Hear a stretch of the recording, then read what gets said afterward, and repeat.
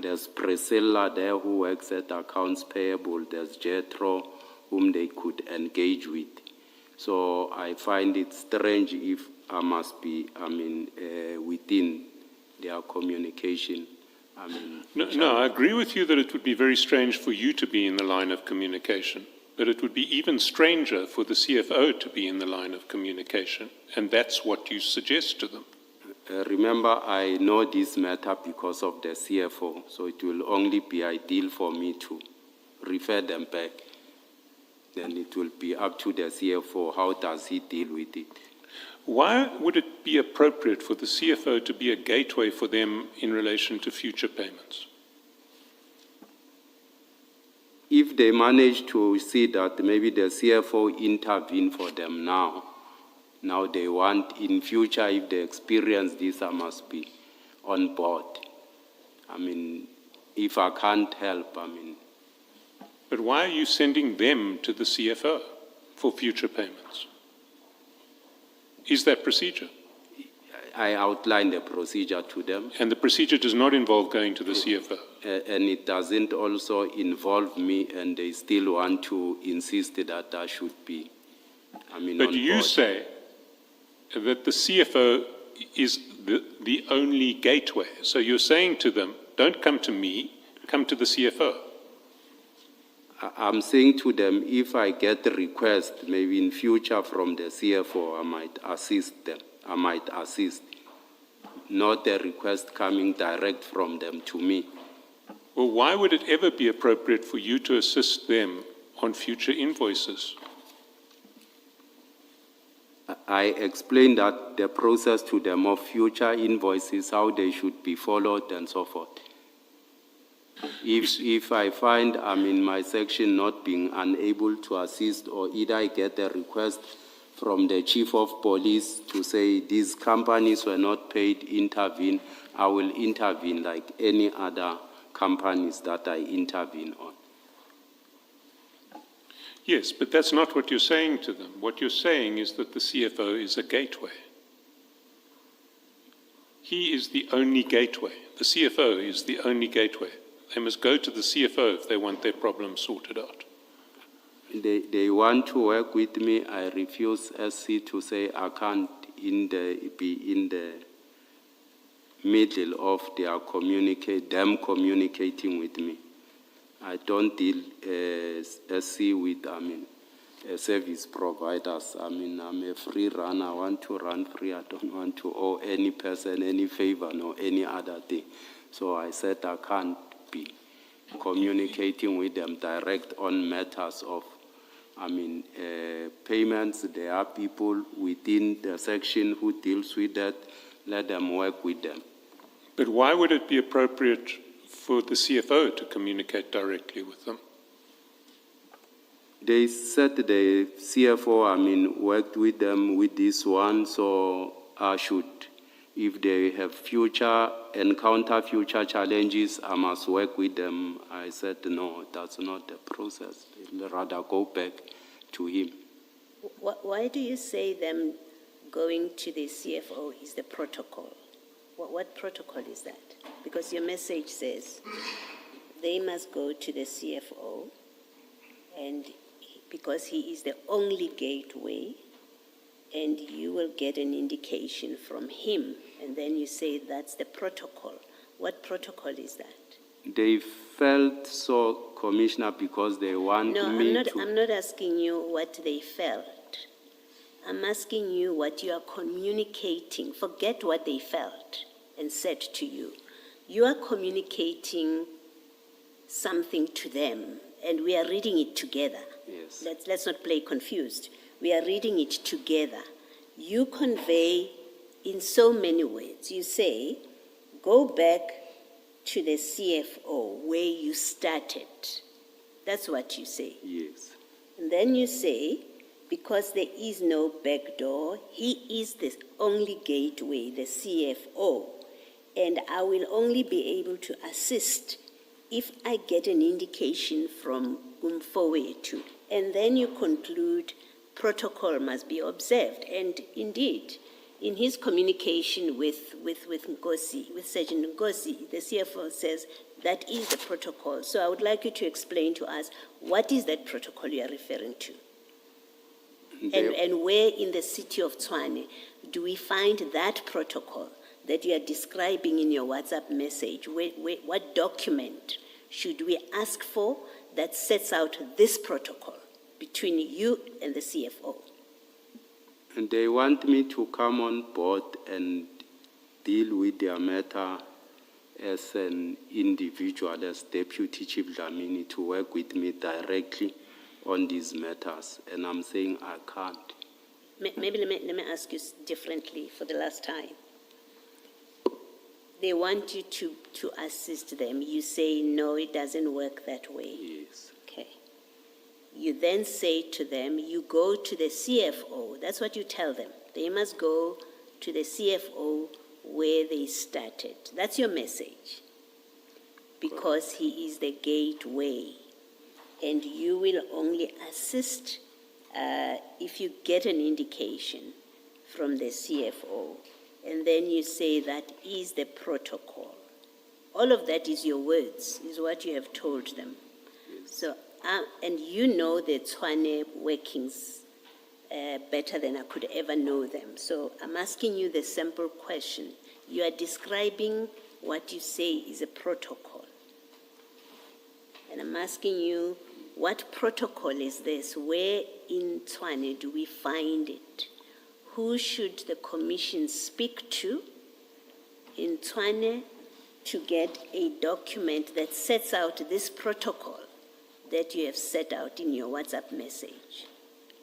Either you made it up, there is no such protocol, or indeed this is the protocol. And I would like to know, where do we get this from? Commissioner, the CFO is the financial officer. If they experience difficulties from the Department of Non-Payment or whatsoever, I'm also part of the department.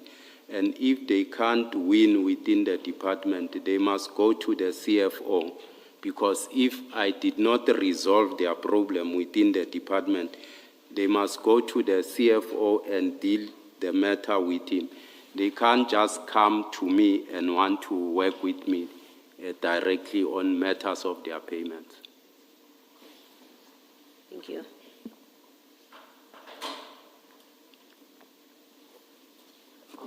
You see, what I want to put to you is that it doesn't, this set of chats just doesn't make sense if what you were talking about was invoices.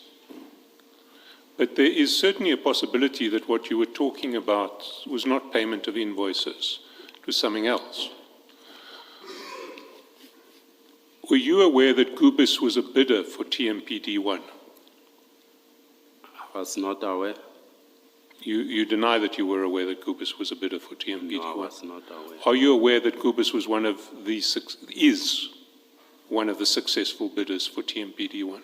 Yes. You are. Let's look at what you had.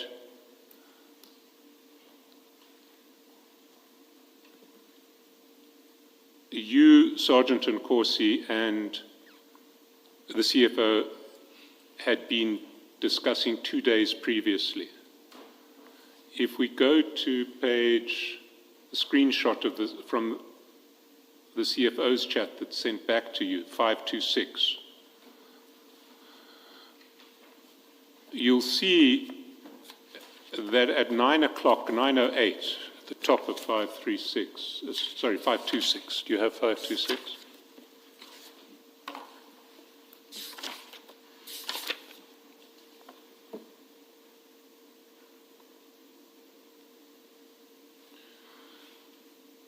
On the 25th at 9:08, Sergeant Nkosi had forwarded to the CFO your messages saying, these are the vehicles for land to be given Kuampuetu in order of priority, and you'd listed 7 names.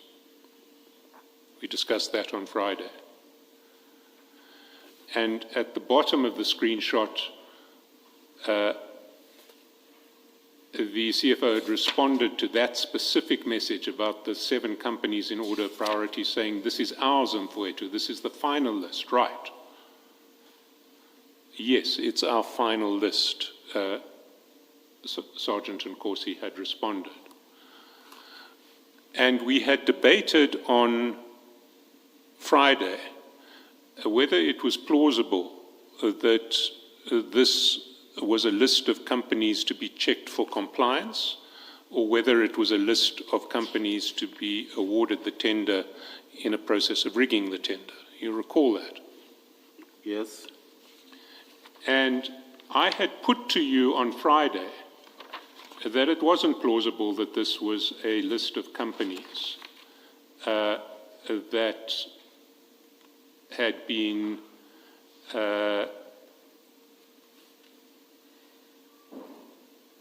identified by NICO to be checked for compliance by the CFO. I put to you that that was not a plausible version, and we'd had some exchange around that. You recall?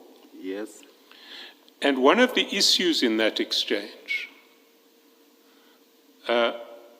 was linked to the sequence of the chats. And you'll recall that you had forwarded to Sergeant Nkosi the list of companies that Nico had said was the mandate he had given to Victor. Correct. And an hour later, you had forwarded him the list of 7 companies that you said was our list in order of priority. Correct. And you had tried to explain that the first list was a list that you got from Nico in response to Sergeant Nkosi's request for 7 companies who should be checked for compliance. You recall? That's correct.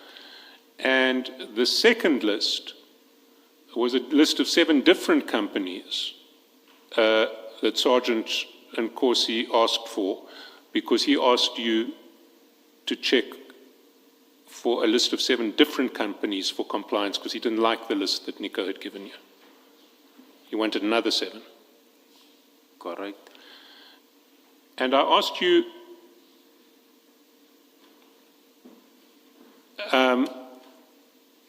how would this have taken place? Because why would Sergeant Nkosi think that Nico was open to giving you another list of 7 after the 7 that he had first given? And you said, well, no, Sergeant Nkosi and I spoke between the 2 lists, and I said to him, and he explained to me that he wanted another 7 from Nico. That's correct. And I pointed out to you that there was no communication between yourself and Sergeant Nkosi between those 2 messages, that there was no communication. And you said, I'm reading, there is, I called him. I think there's incoming calls you could pick up and an outgoing call, incoming call. And I pointed out, well, on WhatsApp there was no communication, either voice calls or messages. You said, just voice calls. I said, well, there's no WhatsApp voice call between 8:02 when you send Nico's mandate and 9:03 when you send our vehicles for land. You said there is one, but you then agreed that there wasn't one. You then said, we spoke, SC. It might have been in a straight call, but we spoke. So I said, so are you saying it would have been on a cell phone call that was not a WhatsApp call? You said, yes, we spoke on a cell phone call. I said, so if we requisition your cell phone records, we will find a call between you and Sergeant Nkosi between 8:02 p.m. and 9:30 p.m. on 25 March. You said, that's correct. And I said, and will you accept that if we do that and find no call, then this version is false? And you said, yes, I will accept. Well, we did requisition the cell phone records, and we've given them to you. And I can state that there is no call between you and Sergeant Nkosi between 8:02 p.m. and 9:30 p.m. on 25 March. Doesn't exist. We'll check those, SC. Sorry, you will check? I will go through Well, you've had them since this morning, and we deliberately delayed until now so that you could look at them at tea time. Do you want me to call them up so we can check them together? I haven't done so. I'll have to check them. I'm not sure which numbers of Nkosi did you take care of, whether it's one number, because he used to call with two numbers and so forth. You should have been given lists for both numbers, the Telkom number and the Vodacom number. Did you only get... For Sergeant Nkosi? No, for you. He also used two numbers. He also used two numbers. Yes. So which number should we be checking Sergeant Nkosi for that we haven't checked?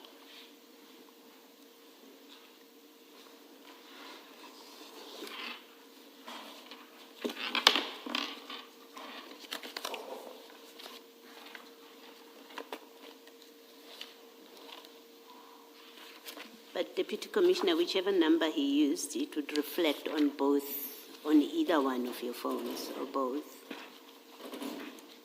So it should be sufficient if we have your numbers. In fairness to the Deputy Chief, we've given him an extract because we didn't want to show details of numbers that were irrelevant.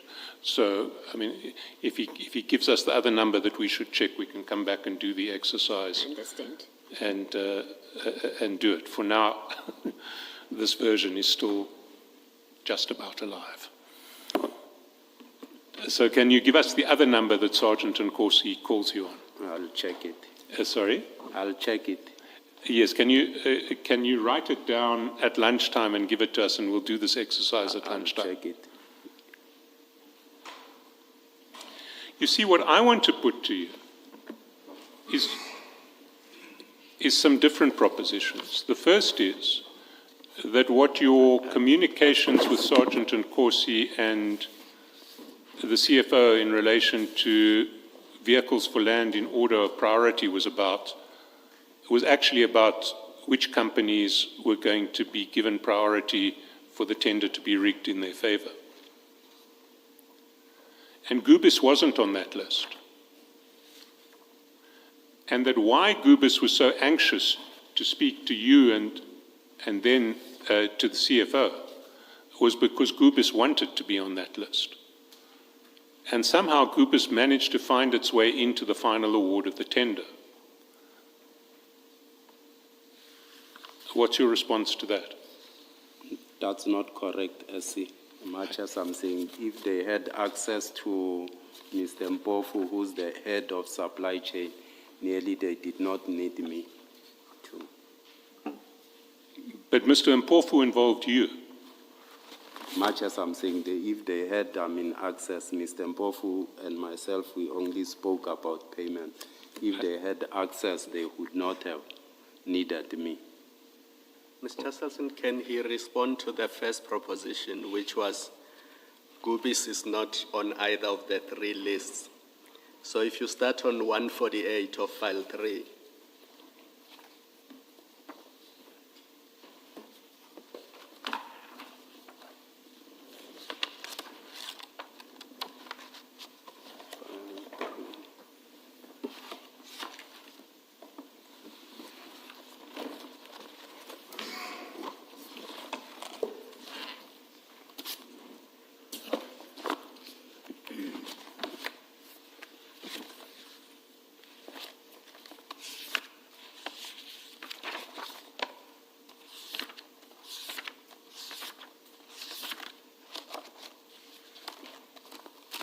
I have it. are you on 148? Yes, Commissioner.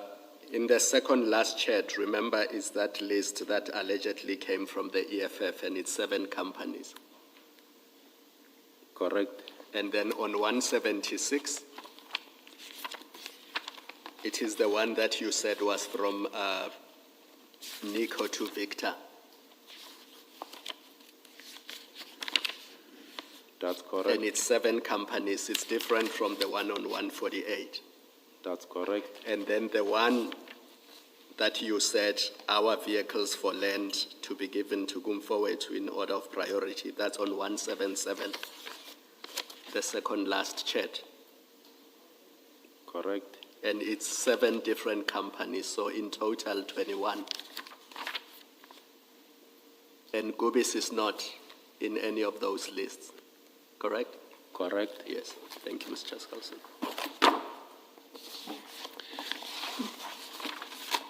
Before we leave this topic, I just want to take you to the rest of the communications on 27 March. And you'll see that on page 442, if you go to 442,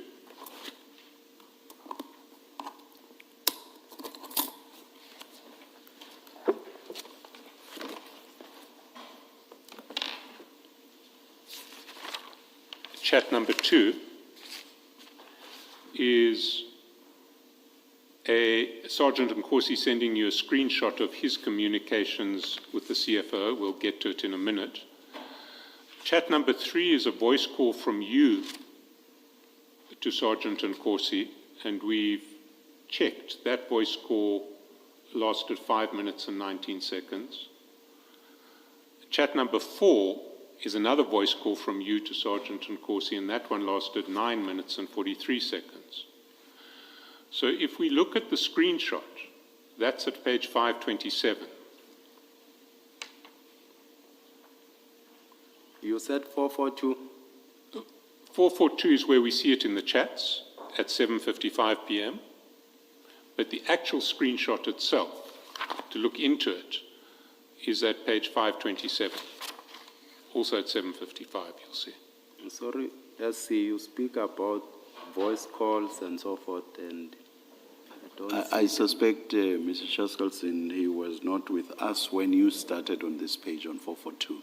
If you can, so please. let's go back to 442, and I'll take you through them. You see the screenshot at 7:55, chat number 2. Yes, Chat number 3 is a voice call from you. chat number 3 is a voice call. That voice call we have checked lasted 5 minutes and 19 seconds. Chat number 4 is an... You said SC incoming WhatsApp messages. How does it? You say it's a voice call. It's incoming for Sergeant Nkosi. So the chats on the... Anything that comes from the left-hand side of the page is sent by you. Anything on the right to Sergeant Nkosi. Anything on the right-hand side of the page is from Sergeant Nkosi to you. But these are Sergeant Nkosi's chats, so in respect of him, it's incoming. You're making a call that is incoming for him. How do we see that's a call, SC? Sorry? How do we see that it's a call? Well, those empty bubbles represent calls, and we can generate another download of or extraction report from the image of the phone to find out how long the call lasted for. We've done that, and we found in relation to that call that it lasted for 5 minutes and 19 seconds. I think that would be proper because you said these are not calls, they are just chats. On Friday. No, we've always treated them as voice calls in these exchanges. It's not in my chats with Sergeant Nkosi. Only reflect on the CFO, the voice calls and so forth. Mine, it's only chats. Yes, those empty bubbles are how this type of report reflects a voice call. It doesn't have text content in it, so it comes across as an empty bubble. I think it will help me also to know, to say this was a voice call and so forth, if we can get that. I mean, it's not the first time we've mentioned that it's a voice call. Over lunch, I can give you another, on these particular voice calls, I can get another extraction report extract given to you so that you can see that these are voice calls. Give it to you over lunch. For now, you can assume that these are voice calls and that the first one lasted 5 minutes and 19 seconds and the second is 9 minutes and 43 seconds. If you want to come back to them after lunch, after you've seen the extraction report that I'll get you at lunch, feel free. But for now, assume that. If we go to the screenshot, we see the screenshot that was sent to you at 7:55 at page 527.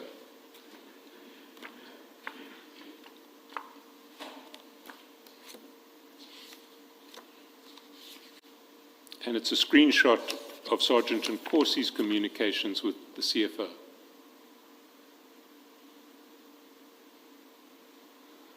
And you'll see that Sergeant Nkosi at 7:40 has sent to the CFO,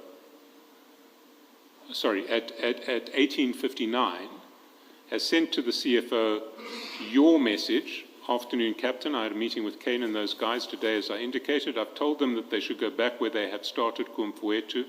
I said to them, he's the only gateway. They can't go with a back door. I will only be able to assist if I get an indication from Kumfuetu. Protocol must be observed at all cost.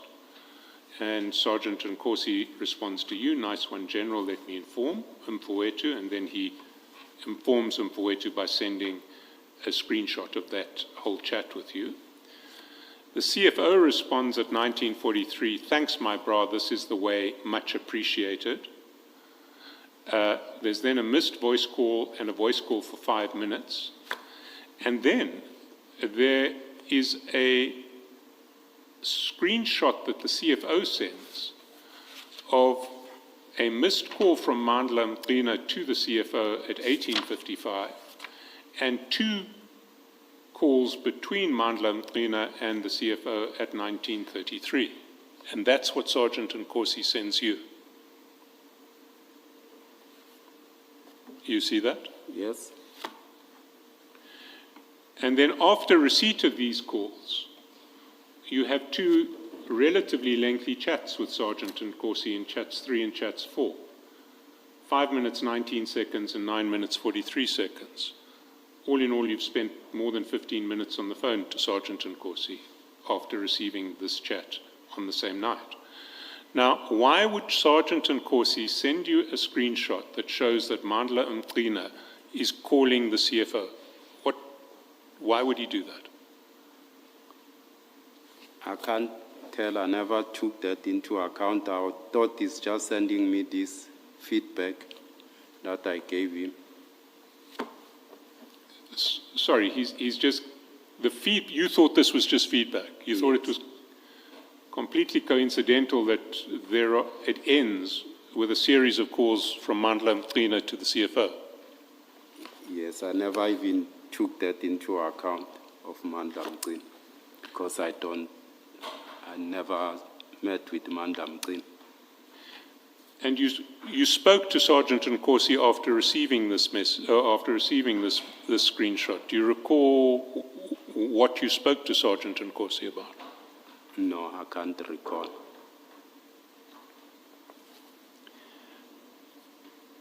You see, I want to put to you that Mandla Mqina, the evidence will show, is the one who is receiving a large part of the proceeds of Gubisa's contracts with the city of Tshwane.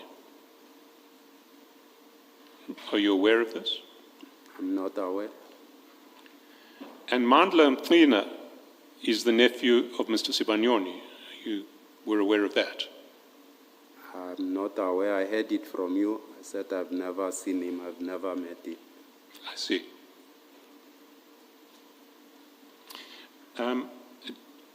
Chair, I'm about to move on to a different topic, and it's a few minutes before 1.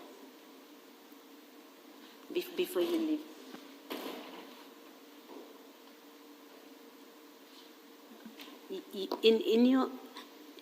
Deputy Commissioner, in your earlier discussion with Mr. Chaskalson about the purpose of your meetings with Gubis, being that Gubis was initially not on the list of companies to be awarded or recommended for appointment, and later on they end up on the list.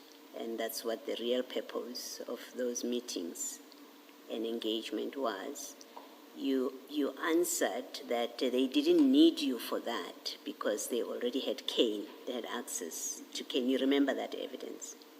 Yes, I said, Commissioner, if really it was about them getting appointment, Kane is the head of supply chain. They have direct with the CFO, why would they need me to assist them? Can I suggest that they knew of your contact with the CFO and Sergeant Nkosi? They knew that triangle, that you have access to the CFO, and you have a way of resolving things and agreeing things with the CFO, and that's why they would have. I want to suggest that as a possible explanation, that it's because they knew of your proximity through Sergeant Nkosi and your dealings through Sergeant Nkosi with the CFO, and they would have wanted to, and they would have had those engagements with you about being awarded the tender on that basis. That's not correct. That's not correct. Okay. It's my suggestion to you that, in fact, that's probably what was happening. That's not correct. That's Thank not you. true. Thank you. Can I just ask a follow-up question? You said in response to Commissioner Baloy that they have direct contact with the CFO. I got their complaint of payment from the CFO. So he indicated also here that Mr. Madlanga called him. So Gubis wouldn't go to you if they wanted to rig a tender, they would go to the CFO, you're suggesting? I'm not suggesting that they wanted to rig a tender, they'll go to the CFO. I'm saying they had contact of the CFO to speak to. Why was it relevant then to mention the CFO in that context? Why was it relevant to say that they have direct contact with the CFO? I just wanted to express to you that I had no role with Gubis, no whatsoever, to be in a position even to assist them. But they had been trying to reach you and to get you to do something which you treated as the function of the CFO, or as the preserve of the CFO. Protocol demanded that the CFO was the only gateway. It was around payment, SC, and that was all about it.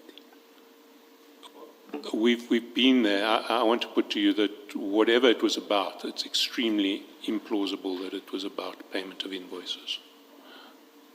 That's not true, what you are saying. We can leave it here for now. Let's adjourn and resume at 2 p.m.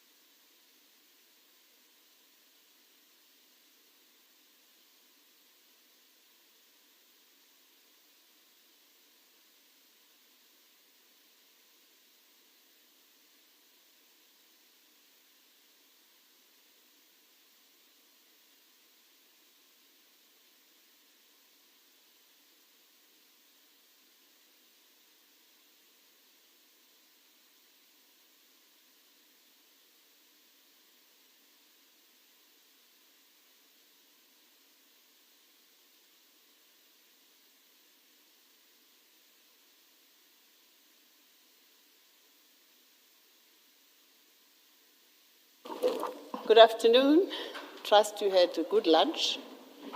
We're about to resume. Kindly put your phones on silence, please. Thank you.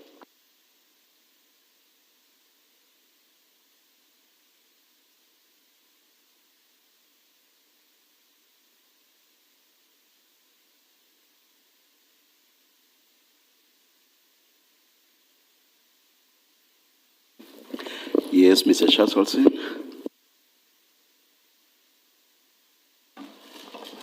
Thank you, Chair. We undertook to revert to Deputy Chief Dlamini on two issues over lunch. The one was the more detailed report of the extract of the cell phone calls to show that the empty bubbles on the evening of, I think it was the 27th of March, were calls, and that we have done. We also undertook to revert on cell phone records in relation to the additional number for Sergeant Nkosi that Deputy Chief Dlamini gave to us. Our IT experts have told me that there were no calls to that number. They are preparing a consolidated spreadsheet of all calls on that day from both phones of Deputy Chief Dlamini so that he can see for himself that he didn't call that number on that day. The spreadsheet is not here yet. When it arrives, I will ask maybe for a short adjournment to consider it, have it printed out, and then to go back to that issue. We had been dealing with the communications in relation to the GUBIS meeting. There is one final topic relating to GUBIS that I want to address, and it starts at page 466 of file 4.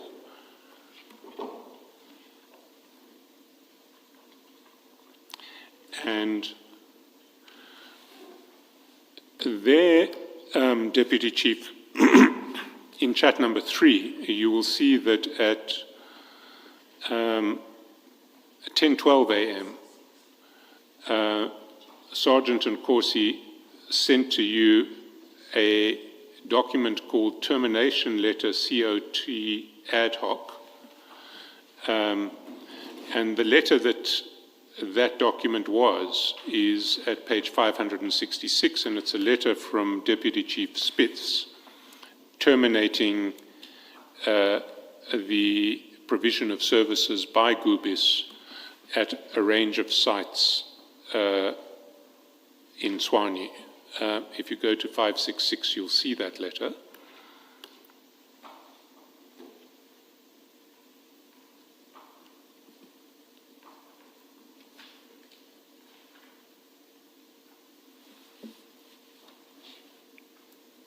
Do you have it? Yes, I do. I see. Why did Sergeant Nkosi send you this letter? Sergeant Nkosi forwarded this letter to me to say the CFO said I should take note of this termination. He will discuss it with me. To take note of the termination and to discuss it with him? Correct. And did you then have a discussion with the CFO? Later on, yes, we did discuss. And did you meet in person or did you have a call? I think I'm not sure if he called me, because I think he requested the numbers from Sergeant Nkosi and called me around this. And what was the discussion that he wanted to have in that regard? It was around year-end financial year, regarding to ensure that we accrue accordingly the invoices of the previous financial year, so that we don't sit with outstanding invoices which were not accrued accordingly in the financial statements of the city. But why was the termination letter relevant to that? To take note to say these services have been terminated, we need to ensure that there's a mop-up plan in terms of ensuring that there are no outstanding invoices.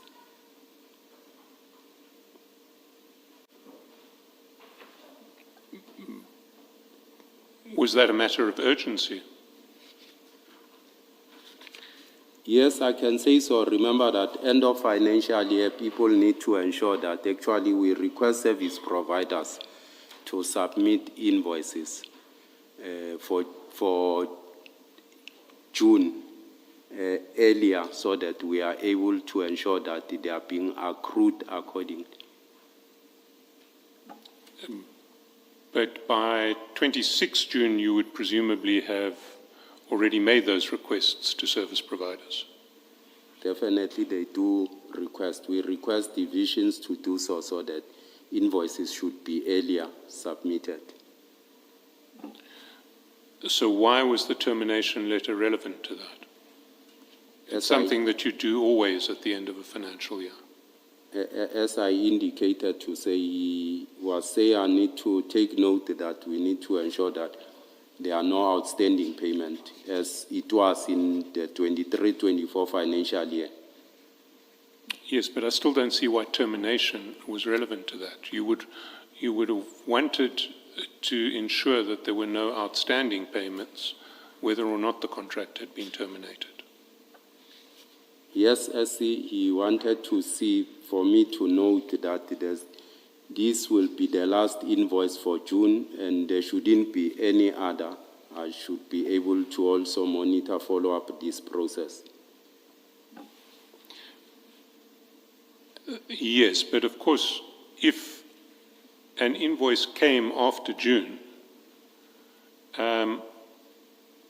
then the city would just refuse to honour it because it had already told Gubis that the services were terminated with effect from the end of June. I beg your pardon, if the invoices they've rendered services, then it come after June, or services were not rendered, they bring an invoice, I'm not sure. No. If Gubis continues to render services in July, the city is not going to pay for that because it has terminated the agreement in relation to those services. No, definitely. Definitely, he was relating to end of June invoices. So I still don't understand why year-end had anything, why the termination letter had anything to do with this.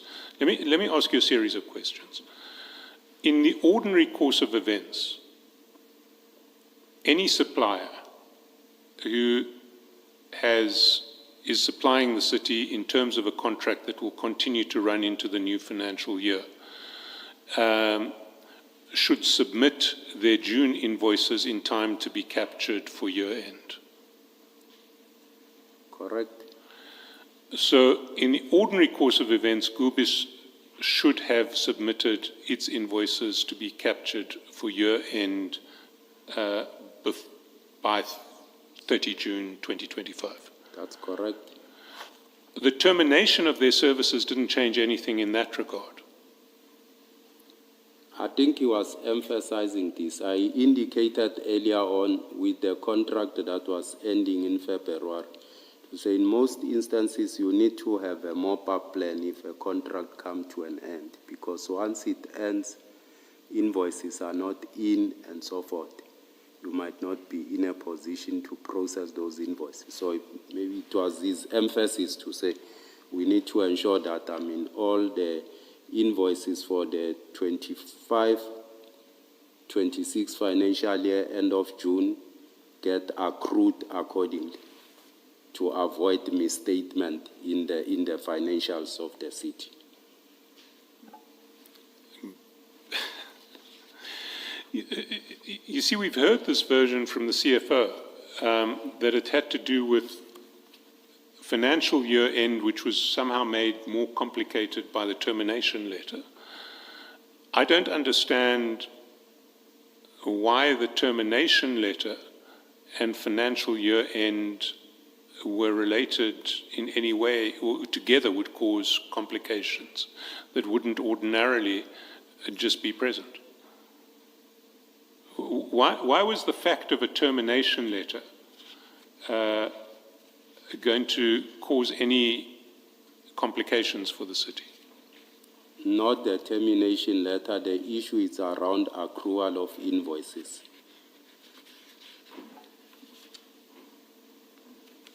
Accrual of invoices for the 24-25 financial year. Correct.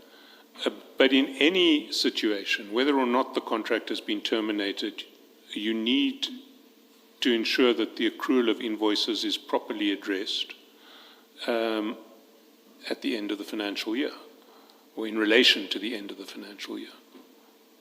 Correct, but you can't just assume. We have seen it that there was an invoice which was not accrued according. So Yes, but that had nothing to do with termination. You can't just assume and say it's given, it will happen as such. But that had nothing to do with termination. It was just an emphasis, as I indicated. But why then was it necessary to get Sergeant and Corsi to forward you a termination letter and to have a meeting that the CFO described as being very urgent in relation to termination? As I indicated earlier on, to say the CFO might have found it easy for him to use Sergeant Corsi, and I couldn't, be held responsible for the CFO. Yes, I don't want to go down that road again, but why was it necessary? Why was there any urgency to bring the termination to your attention? Because the CFO suggested that it was very urgent for you to be made aware of the termination. As I indicated earlier on, to say he said I need to ensure that invoices get accrued accordingly. There's a mop-up plan in terms of the ad hoc services that we don't see ourselves having outstanding payments in the new financial year. Yes, but would you agree that that is a problem that you face in relation to all contracts, whether they've been terminated at the end of the financial year or whether they are going into the new financial year? Correct, SC. So that doesn't explain why it was so urgent to alert you to the termination. Did you see any urgency to which the termination was relevant? It's not about the termination, it's about services that were rendered under ad hoc services and so forth. So he was just indicating to say this has been terminated. Let's ensure that we accrue every invoices. We ensure that we close the financial year proper. So from your perspective, if there was any urgency, it didn't relate to the termination letter, it related to issues of accrual of invoices which were not specifically caused by the termination letter. That's correct, but we should also take into account and see that we communicate in various ways when we communicate certain subject matters. Sorry. Did you receive a termination letter from the CFO in respect of I think it was Triotic was the other company that was rendering ad hoc services? Did you get a similar letter? In terms of Triotic, Commissioner and more another service provider, remember these ad hoc services, with the spreadsheet for 6 months, we were paying Gubis an amount of, it's 1.8 or something, 2 million when it has inclusive of VAT per month. Come January, ad hoc increased just for Gubis to 14 million in February, when I picked it up in March, when accounts payable said to me, this is the situation. So this was in relations to those additional services that were procured since January, which escalated the ad hoc services. Does your explanation mean only Gubis was informed Yes, that its services have been terminated? correct, Commissioner. No one else was being terminated? No. The other service providers who were providing ad hoc services who had been authorized Yes. by Mr. Piri, are you saying they didn't get similar letters that tell them that the service is now discontinued? I'm not sure who authorized them, but these mainly the services that were authorized by Mr. Piri were these ones of Gubis for water treatment plants and so forth. Thank you. But just to clarify from your perspective, there was nothing urgent created by the termination letter. There was, Nothing urgent created by the termination letter. yes, much as I'm saying we don't need to look at the termination in isolation of the subject matter that he was talking about. He was emphasizing the issue of invoices. SC. You see, when he spoke to us, he tried to suggest that it was the termination letter that was creating an urgent situation. I think he's better placed perhaps to explain that one.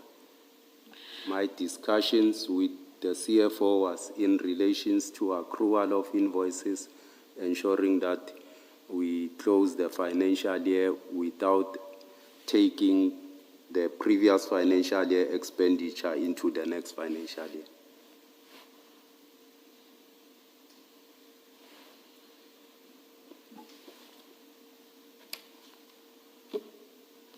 Can I then take you to a chat on page 400, page 421, file 4.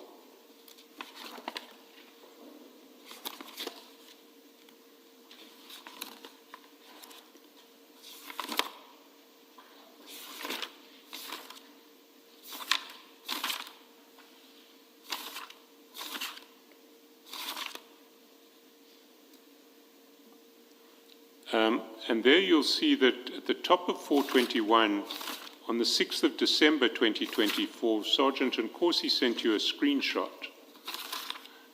And at 9:54 p.m. and at 10:01 you responded, "Evening, Captain. I thought you told him that your wife is in hospital and you had to rush there and reschedule our appointment." You see that? Yes, I see that. Do you recall what that was about? I can't recall. Maybe if you go to page 498, sorry, before we go to 498, there does need to be some sort of trigger warning because there are some fairly gruesome pictures that are sent in this message.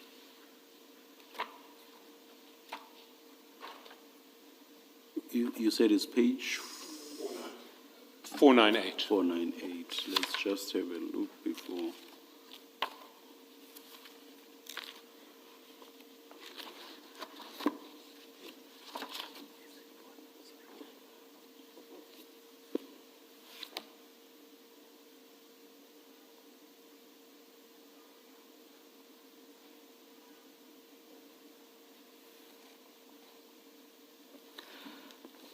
Perhaps we should not display it.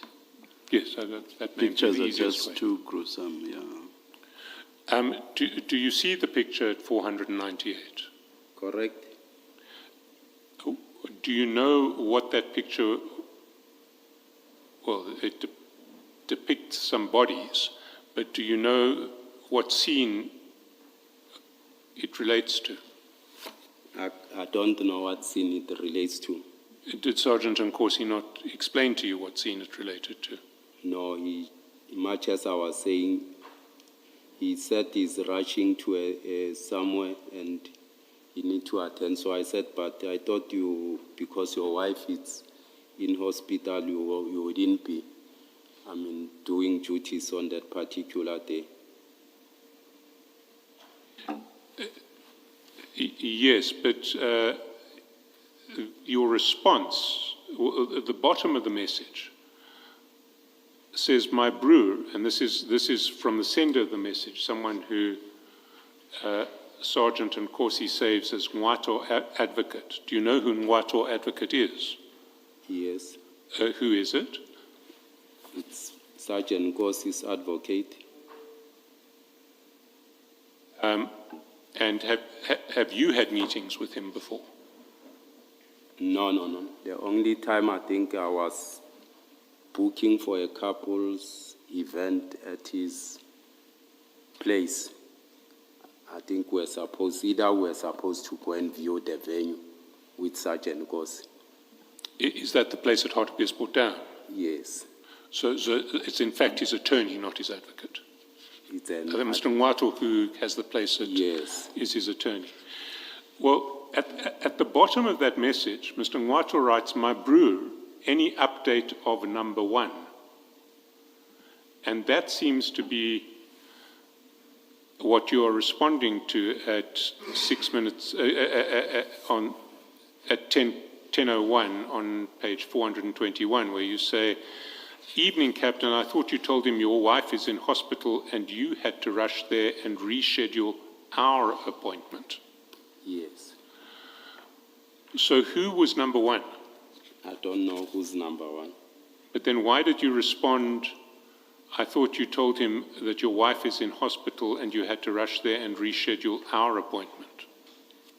Much as I'm saying to say we were supposed either to view that venue because we wanted to use it for couple seminar in RTPS. And his wife was also sick. Much as I'm saying, he rescheduled our appointment because he wanted to rush to the hospital. That's what I was indicating. So did you understand that the message at the bottom saying, my brewer, any update of number 1 related to a proposed appointment between yourself, Sergeant Nkosi, and Mr. Ngwato to look at the venue? We were not meeting with Mr. Nyatlo there. We were meeting with the people who are working there at the venue. Well, then, a meeting for yourself and Sergeant Nkosi and the people at the venue. Yes, the to manager look there, at the venue. The manager there. And so when when the message refers to any update of number 1, then it seems to be referring to you as number 1.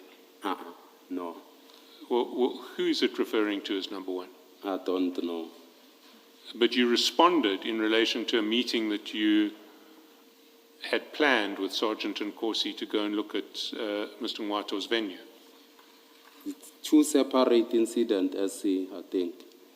Here he was telling me about this, either he's rushing somewhere. He was, I'm not sure it's a screenshot that he was also showing the advocate to say either he's rushing somewhere there.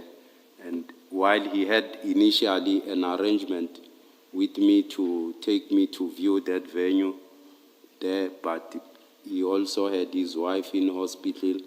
So, and he rescheduled our appointment because, as I'm indicating to say, because his wife was admitted and so forth, so we won't be able to go and view the venue. But how did you know, in response to this message, which says, any update of number 1, that Sergeant Nkosi was that a response relating to your proposed appointment to view the venue was what Sergeant Nkosi was looking for? I have nothing on this message, CS. I think it's a communication of Sergeant Nkosi and Advocate Ngwato. I don't know what they were talking about. Sorry, Deputy Chief, but that answer doesn't make sense. You get a screenshot at 9:54 from Sergeant Nkosi of his conversations with Mr. Ngwato. You respond within 7 minutes saying, "Evening, Captain," and the last message on that screenshot says, "My brew, any update of number one?" And you respond, "I thought you told him that your wife is in hospital and you had to rush there and reschedule our appointment." SC, Sergeant Kosi sent me this screenshot. Then I write to him to say, "I thought you told him that your wife is in hospital and you had to rush there and reschedule our appointment." That's what he told me to say. He's rescheduling our appointment because he's rushing to hospital. So I become surprised if he's attending again to another incident. Deputy Chief, who's the him you are referring to in that chat? I thought you told him. Who is that him? Advocate Ngwato, because that's the screenshot I think he sent me. But why would he tell Advocate Ngwato? Because he doesn't work for Advocate Ngwato. If he doesn't need to be at work because he's attending to that crime scene, why does he have to tell Ngwato that? Commissioner, this screenshot he shoots to me because we had an appointment to go and view the venue. So I'm surprised to say, but you rescheduled our appointment to go and shoot the venue. So, and you said your wife is in hospital, it's admitted in hospital, which for me it's a valid reason. So the For him him to reschedule our appointment. Now he's attending to something. I'm saying, why you did not tell Advocate Ngwato to say your wife is in hospital? So the him in your chat does not refer to the number one in the screenshot. I don't know who's number one. Okay, thanks. Looking at the timestamps here, your answer doesn't quite explain. This is at night, the screenshot exchanges that you're referring to. At 4:98, that exchange happens at night, and then your message is also at night, where you say, "I thought you told him." So if your issue is that he had said to you that he will tell him that he's attending, that if your account is that Sergeant Nkosi told you that he will tell Mr. Ngwato, or he told Mr. Ngwato that his wife is in hospital, and that is your issue now that you see these pictures here, because now it has cancelled your viewing as a result of him telling Ngwato that his wife is in hospital. It doesn't quite make sense unless you are going to be viewing the venue at night. Is not Mr. Ngwato's wife. Sergeant Nkosi's wife was in hospital. Yes, I understand. So we're supposed to go there and make arrangements for a couple's seminar. He postponed me and said, "We can't go there because my wife is in hospital. I must go and visit him." So I'm surprised to say, but you are taking other commitments. Okay, but this screen page that Sergeant Nkosi sends to you, it doesn't say he is at another job. There's no accompanying message that tells you that Sergeant Nkosi is in fact at another scene. Where do you draw that from, that he has gone somewhere else instead of going with you to go and watch and see the venue? Much as I'm saying, this chart he was showing me to say he postponed me earlier on, but he's now showing me to say he's attending to something else. Why do you say this says he is attending to somewhere else? Why do you say from this that Nkosi isn't attending at this scene? Why am I saying he's attending to this scene? Yes, that he is at this scene where these pictures are. I can't recall very well, Commissioner, but he might have spoken to me, much as I sent him that message, because I was supposed to finalize the arrangement. Well, you're responding by WhatsApp, so he would have had to tell you on WhatsApp that I'm at another scene. Then your response would make sense, where you say, I thought you told him that your wife is in hospital. He would have had to say it to you on WhatsApp. Commissioner, I think this is what I recall about this incident. This one had nothing to do with me. Who's number one, I don't know. Thank you, Mr. Shaska.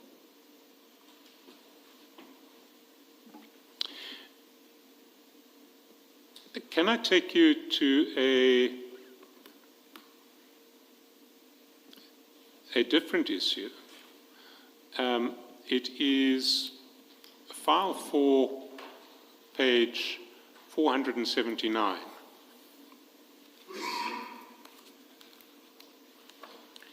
And there, on the 14th of September,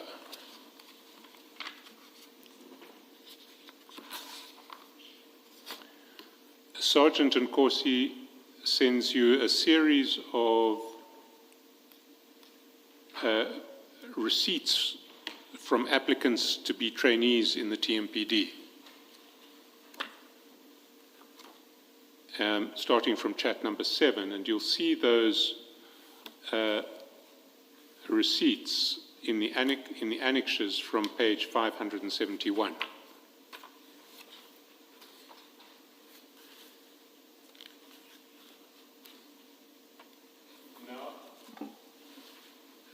Can you explain to the Commission what was happening here? Why Sergeant Nkosi was sending you receipts, application receipts in relation to particular trainees?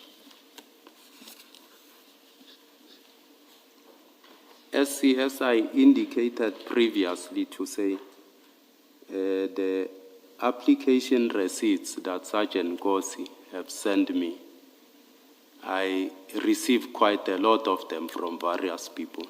Family, colleagues, friends, and so forth, to say, perhaps can you assist with this, with the hope of securing employment in the city. So I received quite a lot of them. Does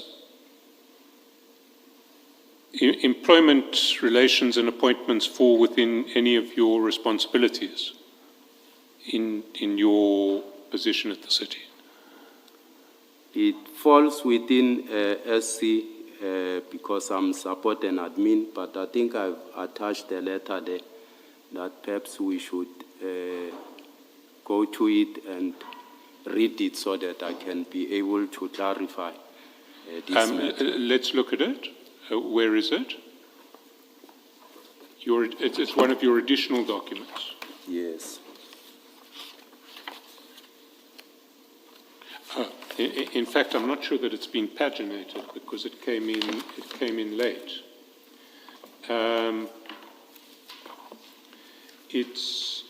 I don't know, Chair and Commissioners. It was the email that we spoke about at the start of Friday's questioning.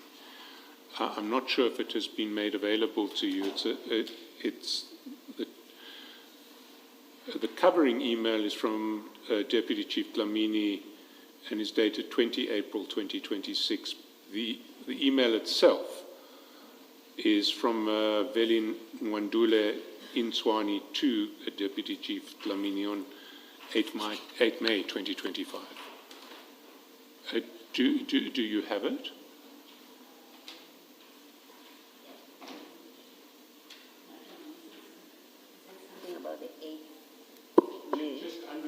It's directly under the covering. Oh yes, I see that. It is the right one. Can I suggest that we number it in the additional documents bundle, which currently ends at file 5, page 88. It can start at page 89 of file 5. Isn't there one to spare? I can share with Commissioner Baloyi. One to spare for Commissioner Kumalo, please.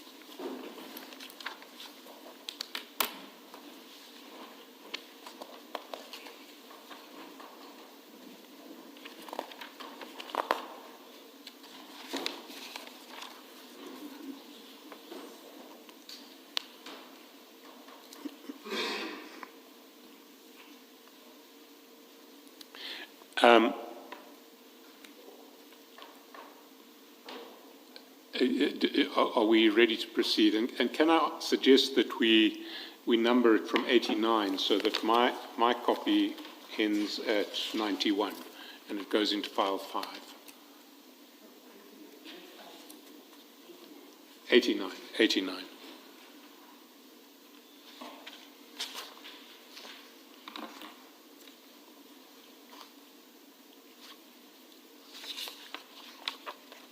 And may the attorneys please make sure that our files are what they should be at the end of the day. Thank you. Deputy Chief, if you can number yours accordingly, and then let's discuss the document, what you want to tell us about the document.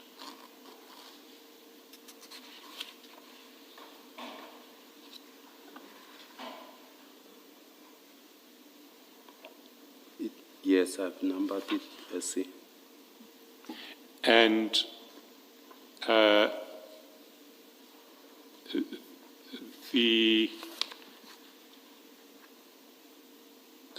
can you tell us what you want us to take note of in the document? SC, I want you to take note of, to say the structure might be speaking something else, but in essence, practicality, it's not what is happening at the workplace. So this is a typical example. It's not only relating to HR matters, but it also relates to many aspects within my division. It will be internal affairs and so forth, but I'll take you through just to understand so that you can have, a background around these matters of my involvement and so forth on HR-related matters. Please do. It's just that I'm not sure what you want to emphasize here. So the floor is yours. If we go to page 90, you'll realize that I'm making request here from my office to the director who wrote this email to say, as discussed during your telephonic conversation. So you're at the foot of you're at the foot of page 90. Page 90. And it's the email from Iris Ngubeni to Yes. Veli Ndwandule. Yes. To say, as discussed during our telephonic conversation with DC last Wednesday, 30 April 2025, please submit a plan and timeline for the filling of the advertisement of the recently closed vacancies. Furthermore, you and Ms. Celias are required to attend the Monday's meeting at 7:30 for weekly progress. Lastly, please update on the job forum of 2,000 trainees. The advertisement is planned for the first week of July 2025. This was my email to Director Nwandule to get a plan, a sense of what is happening. And he responds to me on the 8th of May. He says, good morning, Deputy Chief. Please note that first and foremost, all recruitment applications are received by Group Human Capital Management Recruitment Section. The process is fully controlled by Group Human Capital Management. Upon receipt of the online application, the information is organized for the department in terms of various positions advertised. In an effort to structure a proper way forward, I engaged with Nadia Silas on 6 May 2025 regarding a need for us to have a session where we need to finalize plans wherein she stated categorically clear that She will only be communicating with the Chief of Police regarding recruitments, and she was instructed not to engage any other person in the department, even though I made it clear to her that I am the Director Mass and cannot be left out at all. She made it clear that she was instructed by the Office of the Chief and will brief the Chief on regular basis via WhatsApp. What I stated here above is an indication that the Metro Police Department is hell-bent on continuing to conduct wrongdoings on a repeated basis when coming to recruitment. One can conclude that it is either arrogance by the department or the key account specialist, and or both conniving and enjoying the same arrogance. I thought the meeting organized by the Commissioner of Police and Deputy Commissioner Support and Admin on 18 March 2025, which was intended to clarify roles insofar as human resource matters are concerned, was very clear, but I seem to be wrong. The same meeting was clear that the Director Mass, TMPD, and Key Account Specialist, Group Human Capital Management ought to work together on all human resource matters. It is rather strange that Nadia Silas undertook it differently and she can't even provide proper advice on the right procedure or at least the role of the department director for mass to whoever is giving the so-called instruction. Right across all departments of the city, the key account specialist and the director mass would work together seamlessly on all the recruitment matters, except in the Metro Police Department, where the key account specialist is only comfortable only in working with white managers and continue to undermine the existence of Director Mass, probably because he is African and black in particular. It is clear that Nadia Silas wants to be a law unto herself when coming to Metro Police Department. This rotten attitude must come to an abrupt end. My expectations going forward is that order and professionalism will be restored in the department by adhering to procedures.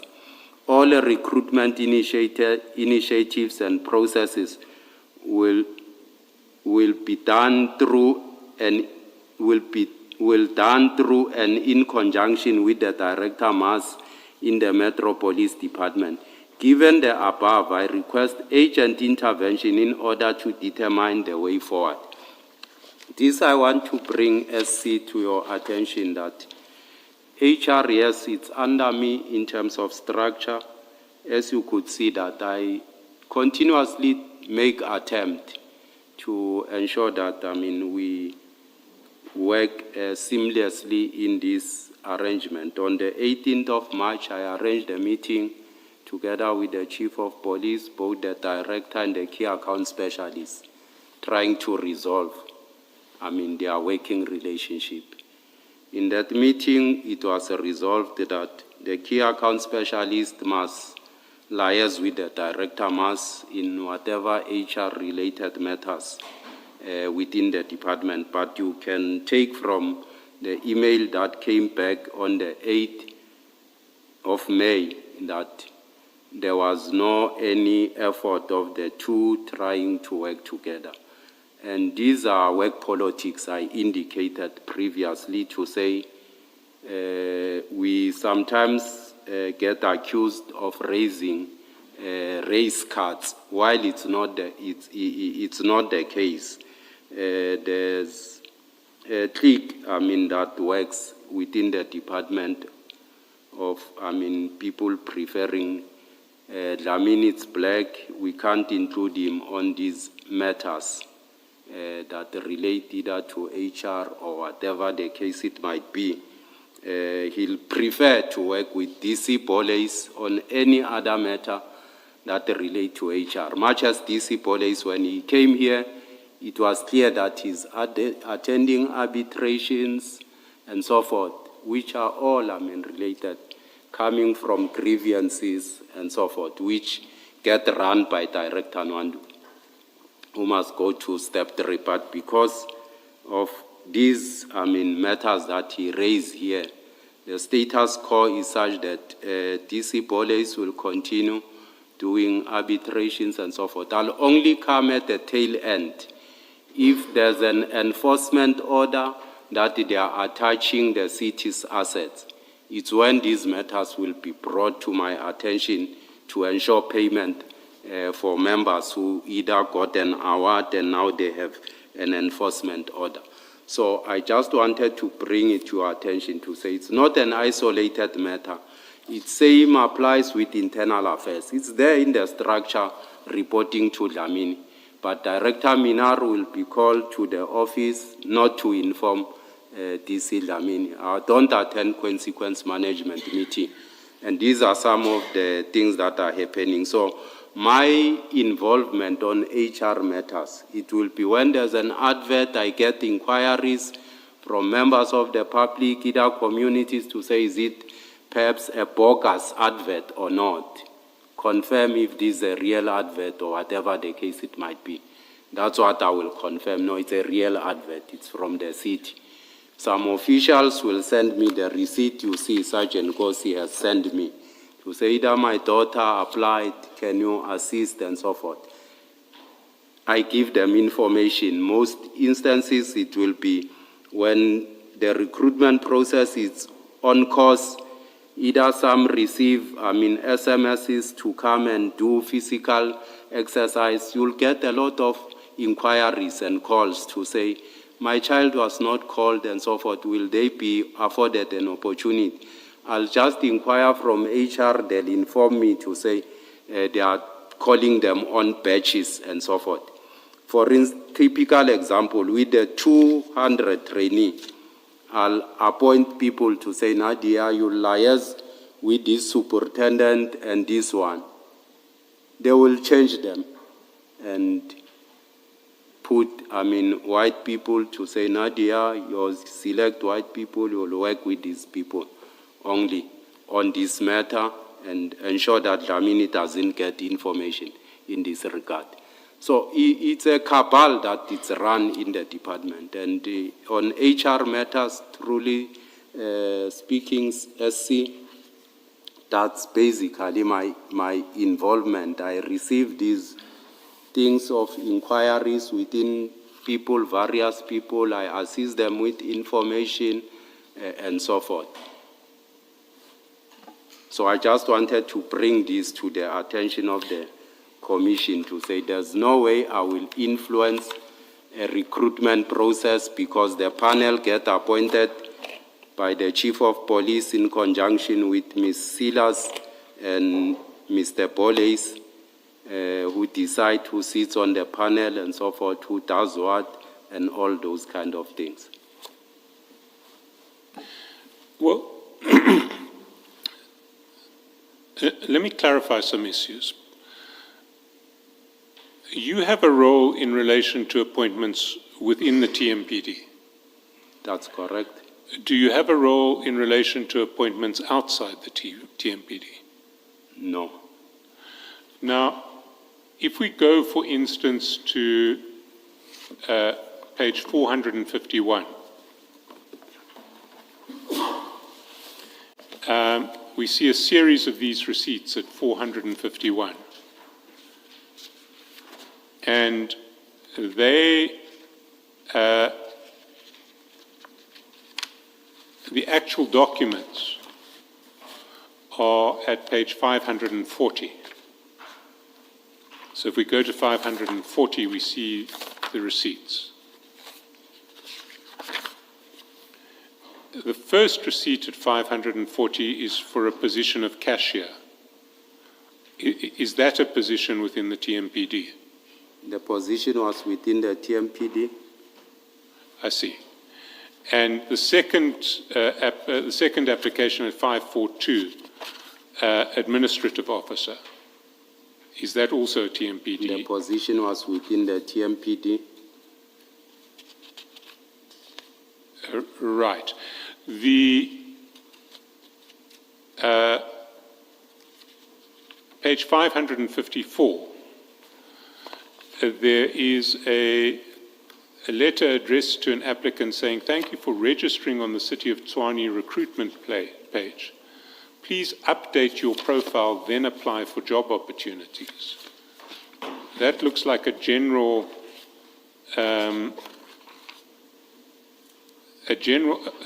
letter for someone whose profile needs to be updated. What do we have in 544. 544?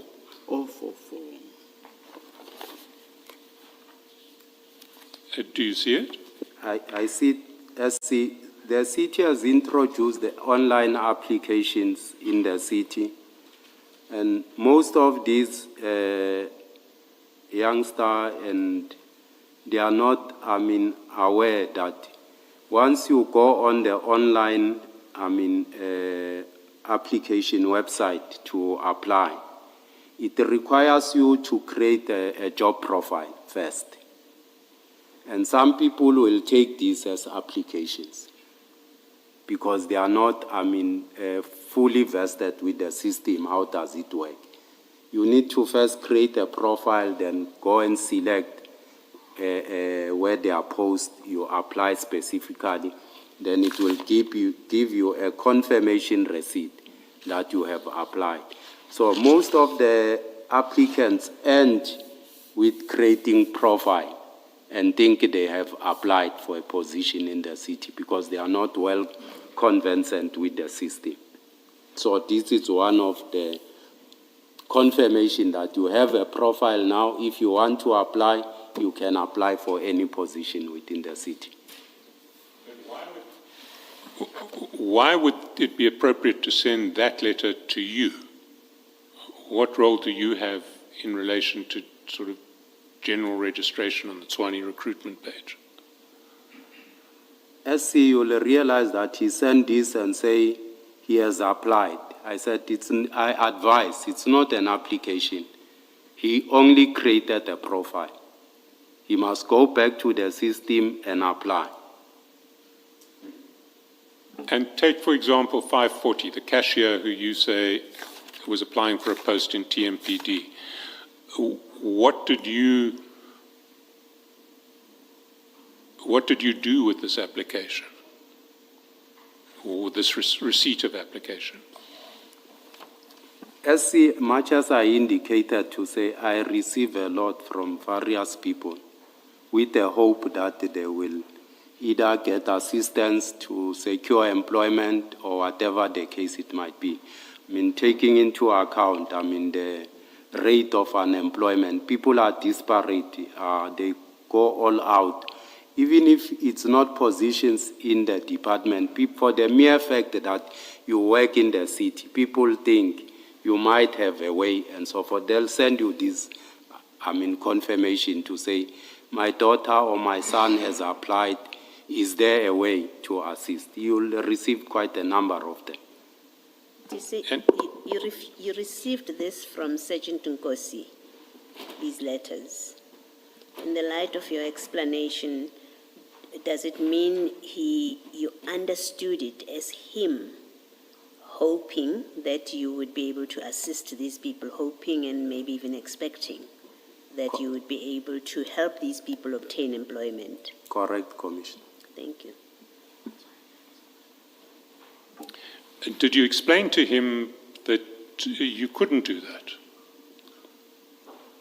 I do explain SC to a lot of them, even to him, to say if they want to be Metro Police officers, they need to be able to be fit, be in a position to run 2.5, do obstacle crossing and so forth, and pass all the steps.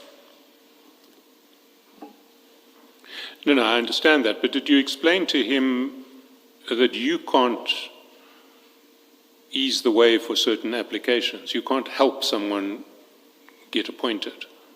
I did, and much as you'll realize that not even a single candidate on all these applications was successful. Some of them could not do at the physical evaluations and so forth. You see, what seems odd is that if you did explain to Sergeant Nkosi that you couldn't assist, why did he keep on sending these to you? Because he sends them to you over a fairly lengthy period. We see the first batch are on page 451. And that is the 6th of May.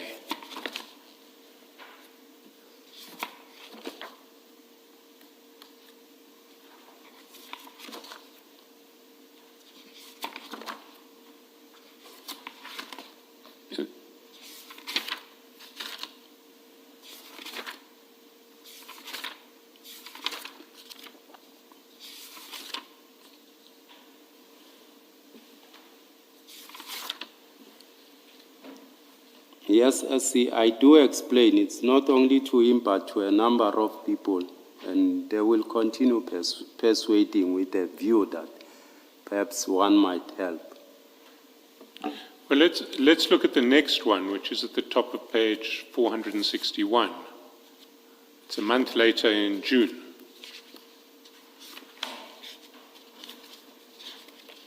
And Sergeant Nkosi says to you in chat 2, "Morning, my General. This one is General Shabiri's daughter. She graduated in 2002. Since then, no employment." And he says, please, let's make a plan. Did you explain to him that you couldn't make a plan? I did, to say you need to ensure that he's able to go through the entire processes, the evaluations. If he's successful, then they'll be able to call her for interviews. But you explained to him that you don't play any controlling role in that process, that they have to go through the correct process. I do, SC. Then, a few months later, in 479, page 479 in September, there's another series of these applications that he sends you, these receipts. So he seems not to accept your answer that you can't ease the way for particular applicants. It's a lot of them, SC, that you'll explain to them. They'll continue persuading to say, perhaps there might be a way. Please check for me if you have someone who might be able to assist. So these are indebted with inquiries, SC, with you. But how do you respond to those inquiries? Do you leave people with the impression that you might be able to find a way? I don't create any impression, SC, even from my close friends or close family members. I tell them to say, if you want an opportunity, you need to follow the due processes. Let your child, my sister, be able to run, follow the due processes. And yet Sergeant Nkosi keeps on coming back to you with lists of applicants. What is he asking from you? It's not only him, SC. I'll give you a classical, example. One of my sister's son went, he ran, he was able to do the obstacle crossings and so forth.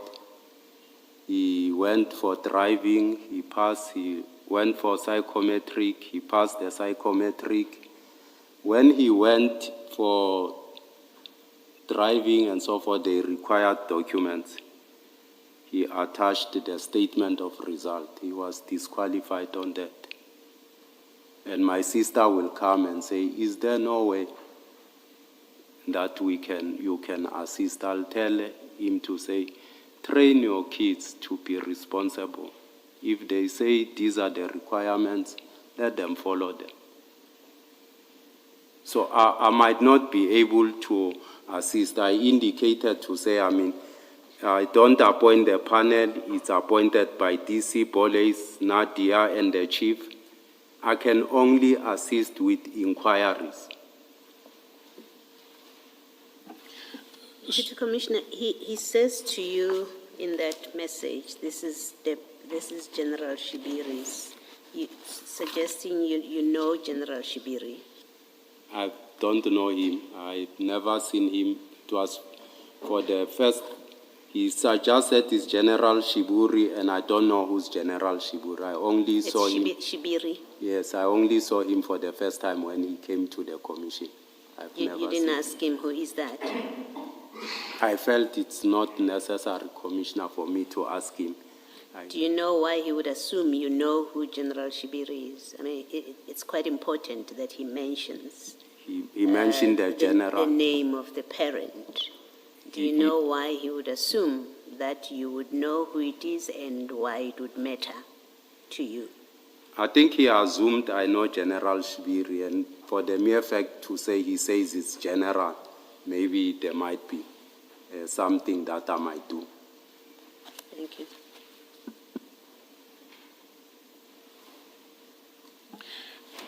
Can we go to a different topic, which is the chats on, I've just lost my reference, bear with me for a minute, the chats on page 467.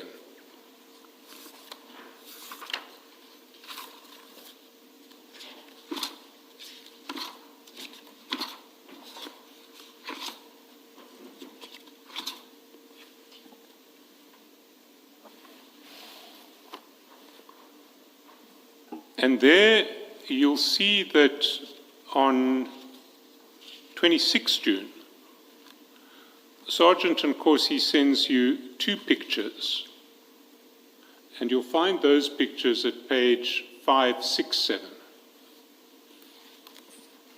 all in file 4.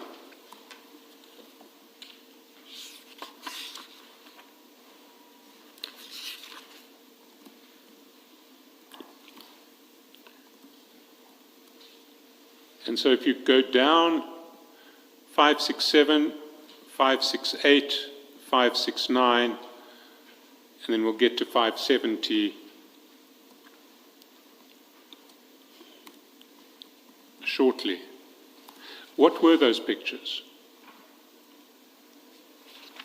I think he shared these pictures with me because I did not know what is happening. We spoke and he told me to say it's General Kumalo who was arrested and so forth. But I did not even know him because General Kumalo, whoever. I think he shared this for me because one, he knows I'm not on social media.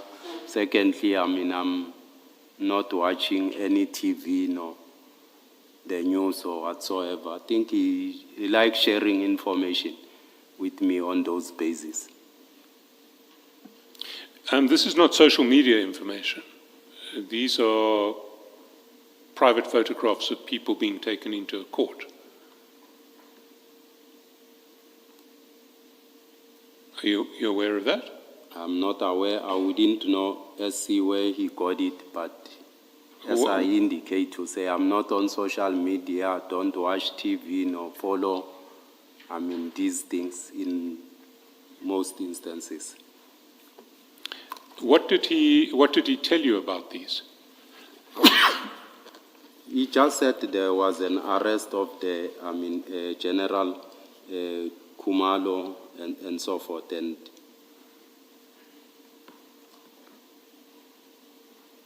did he explain why he thought you might be interested in these? He never explained it to me because I never asked him further because I never took interest on it.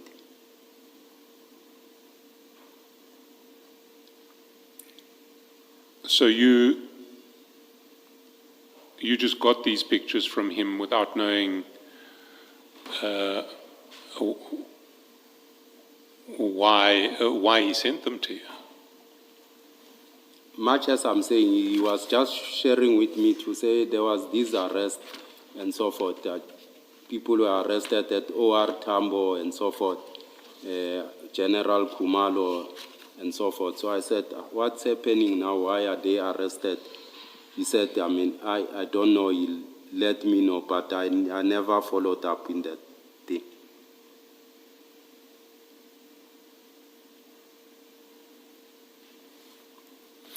And on the, if one goes to page 570,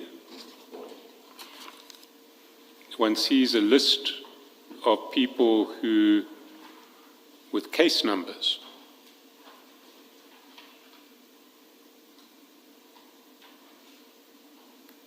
And SAP 14 numbers, occurrence book numbers. You see that? I see it. What was this? At that time, I never even went through it. Much as I'm saying, I was not interested because he sent these things together with all this. I never went through it.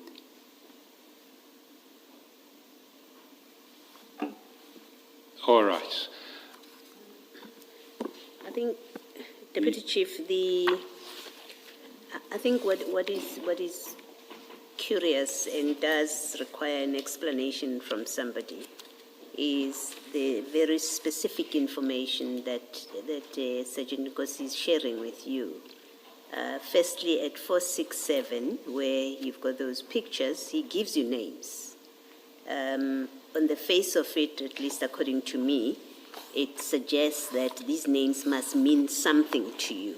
This is not just a sharing of what's on social media.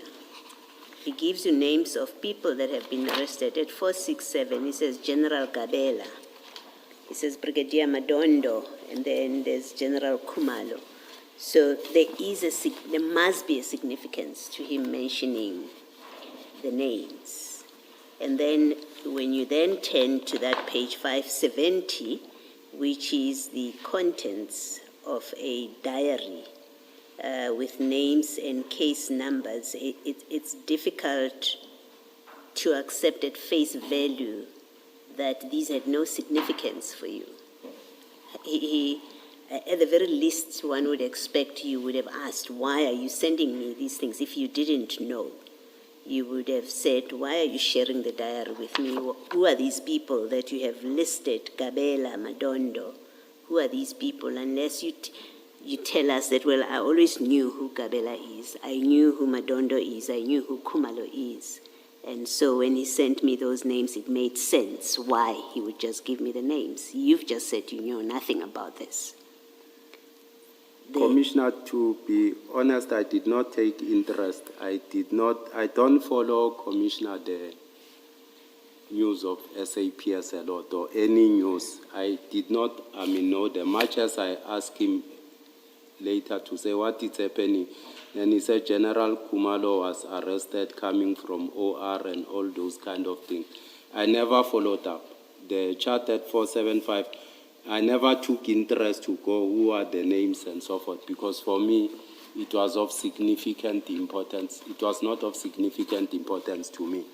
Yeah, you see, but more the reason, from what you're saying, more the reason why there has to be a better explanation why he would have sent you this. You say you don't take any interest in subs matters. So, on that account, Sergeant Nkosi woke up one morning on a topic that you have absolutely no interest in, decided to share with you information about who has been arrested, the names, that you say, I actually have no interest in that.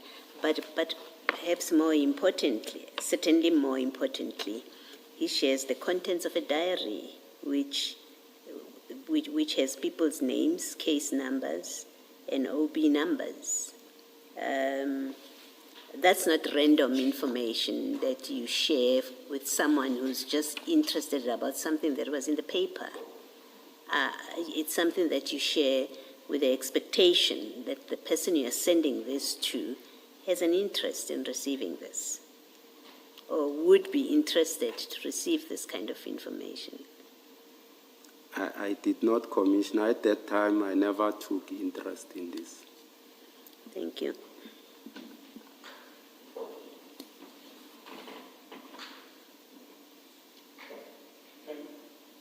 Can we then go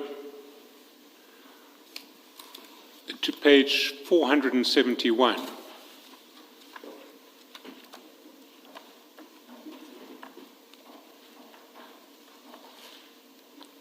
File 4.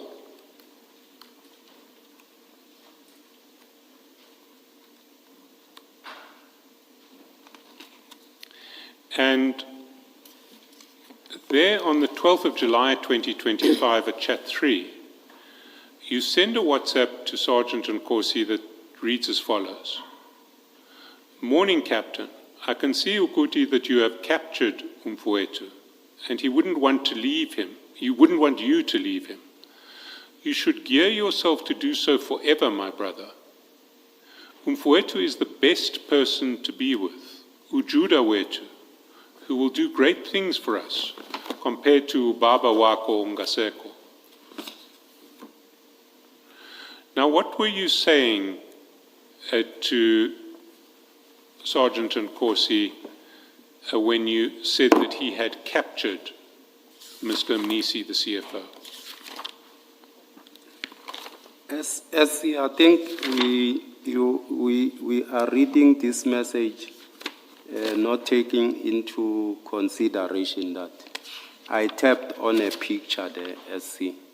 It's not like I wrote this message purely, so there was a picture that I was tapping on it when I wrote this message.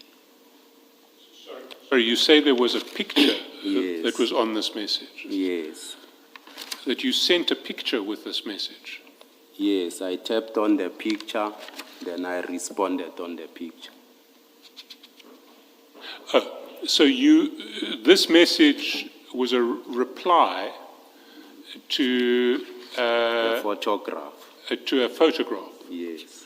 Are you referring to what appears under chat 2, or are you referring to something else? I'm referring to, I think it's chat 2 that came. It was a picture that was sent to me. I tapped on it, then I wrote this message. Are you able to take us there, perhaps, Mr. Chaselson? I'm not. It's not a picture. It is a video. The video. We may or may not be able to display it. Well, let me describe it.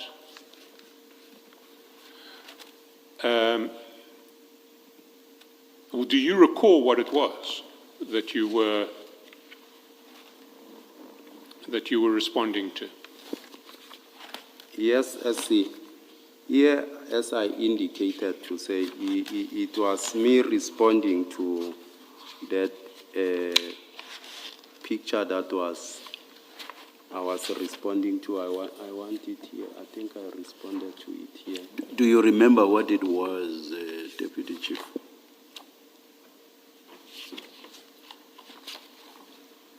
When was? In terms of content. Yes, in terms of content, Commissioner, I wanted to indicate to say he have captured the attention of the CFO, and much as I indicated there to say, I mean, you must get yourself to do so every time, because the CFO will always want to. No, Deputy Chief. You said what you've just read now, or paraphrased at least part of it. You said that in response to a picture, and you say that picture is was what appears under chat number 2. So the question by Mr. Chaskalson is, what was that? Do you recall what this was? He was appearing there with the CFO on that picture. Yes, Mr. Chaskalson. Well, The video, if we, Chair, if we are given 2 minutes, I can produce the video. Can I suggest that we stand down for 5 minutes and we can then play the video? Let's do so. We'll come back when we are called.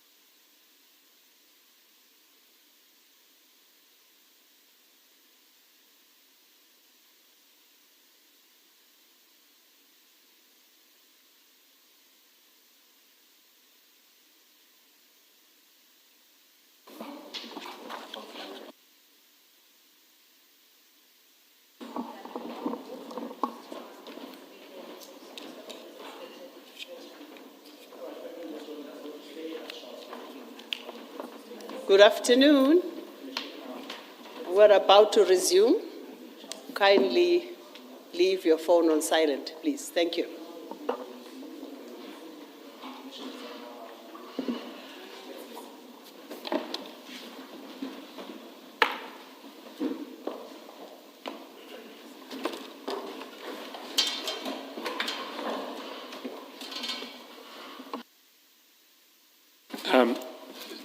Chair, Mr. Mokgotsi was due to be recalled today. In the meantime, we've been informed by his legal team that they are going to apply for my recusal as the evidence leader dealing with his matter. We haven't seen an application yet. We've seen an affidavit which we're told is going to form the basis of the application. We will have to consider our position once we have seen a proper application. I have my own views, but I obviously will need to discuss the matter with the full evidence leader team, and to do so once we've seen this application that hasn't yet been furnished. And what we would want from the Commission is to put Mr. Mokgotsi's team on terms to file an application. It ought really to have been filed before today because he was due to appear today.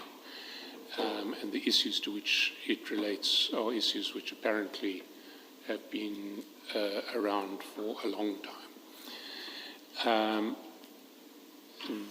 Then we will have to consider our position, and to respond, if there is a response necessary, I may need to seek permission to depose to an affidavit. That will take some time, and I would ask that we set a timetable for resolving this matter within reasonable time limits, and certainly not to delay the return of Mr. Mokgotsi unnecessarily. And about that timeline, would that be set today still, or will there be engagements between the two sides after today? I would like it to be set today if it is possible, because I don't want, I want Mr. Mokgotsi to leave today knowing when he has to come back. All right, thank you. Good afternoon. Good afternoon, Commissioner. Can you please place yourselves on record? Thank you, Commissioner. Commissioner, before you and your co-chairs, it's Mr. Makau William Sekhacha. Makau William Sekhacha. Sekhacha, that's correct, Sekhacha. Commissioner. How do you write Sekhacha? S-E-K-G-A. K-G-A. T-J-A. T-J-A. Okay. Thank you, Chair. Thank you, Mr. Sekhacha. Afternoon, Chair and co-commissioners. Before you is Advocate Mohomani. Surname is M-O-H-O-M-A-N-E. Thank you, Chair. And, oh, thank you very much. And who's lead? My apologies, Chair. Who is lead counsel? Your Worship, lead counsel will be my attorney for the simple reason that my health has taken a bit of a turn. I'm on medication, so it's safer for him to proceed, but we are on the same instruction. Oh, all right. Thank you very much. Good afternoon, Mr. Mokgotsi. Good afternoon, Commissioners. Thank you very much. Thank you, Chair. And good afternoon to both of you too. I don't remember greeting you. Thank you. Yes, Mrs. Khacha. Thank you, Chair. You've heard Mr. Shaskalson. Yes, Chair, we do confirm that there is an intended application Yes. for the recusal of Mr. Charles Gerson as lead evidence, Yes. as evidence leader in Yeah. relation to the evidence of Mr. Mokgosi. I'm not sure if the Commission has already received the supplementary affidavit wherein Yes, we've received the affidavit, but I don't think we want to go into the content or the detail. Perhaps subject to what you say, the best course to take is for Mr. Mokgotsi through you to bring a substantive application for the recusal that has been mentioned by Mr. Shaskalson. yes, Yes. I do agree, and I've already noted through the terms of reference that the substantive application will need to be brought by our client in relation to this. Yes. We are happy, Chair, to adhere to whatever terms which are agreed between the parties in relation to this particular application. But with regard to the application, I direct that be filed not later than midday tomorrow. The rest about timelines that are to be agreed relates to when next Mr. Mokgotsi should appear to testify. Chair, But, we are happy to file it by midday tomorrow. Yes. Perhaps we can be given a direction as to when will they be expected to respond and us to also further reply to that particular response. Yes. Mr. Shaskalson, I heard you say you would have to seek permission. As someone who was a practitioner, I'm referring to me. I assume that the permission you are referring to is seeking permission from the Bar Council as counsel to depose to an affidavit, and you'll correct me if I'm wrong. Well, it's not only the Bar Council, it's also Pabasa, and I need to look and see if I need permission from the Legal Practice Council as well. I genuinely don't know at this stage. But timelines, as Mr. Sakhaja says? If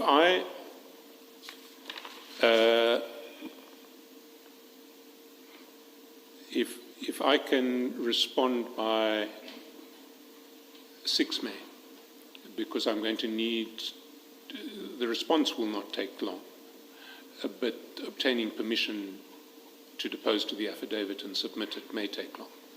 Yes, May take longer. 6 May. So 6 May would, I think, give me enough time. It will be a week after the affidavit comes in.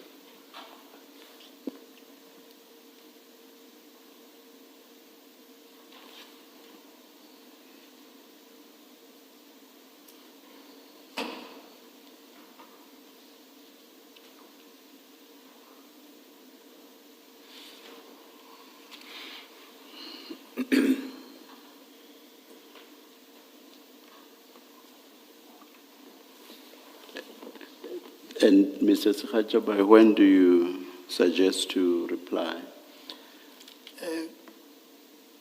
Commissioner, it will depend on the veracity of the contents of that particular affidavit. But Length or what? the length, yes, the length. And was veracity intended in the sense that the Yes. time you require will also depend on the veracity? Yes, Okay, all Commissioner, right. also we need to also obtain instructions from our client in relation to that. Perhaps I would say 3 days after the 3 affidavit days has after has been that. So by filed. 9 May. I do not have my calendar with me. Day is the 9th, Sunday. The 9th is a Saturday, Chair. 11. Yes, my council is suggesting the 11th.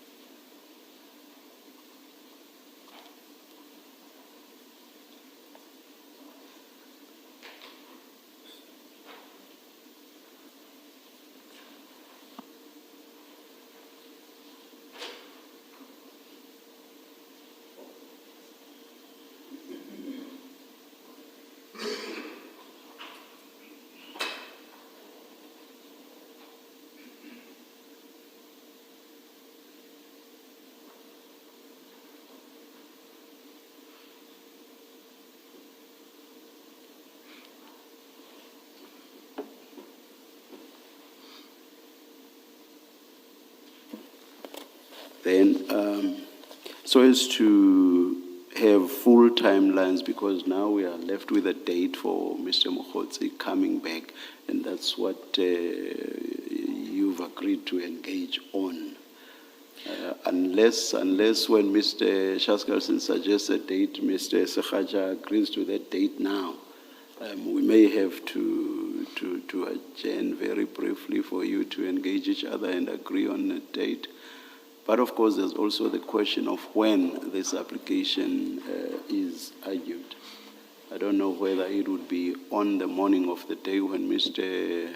Mokhotsi come back, or whether it would have to be a separate day.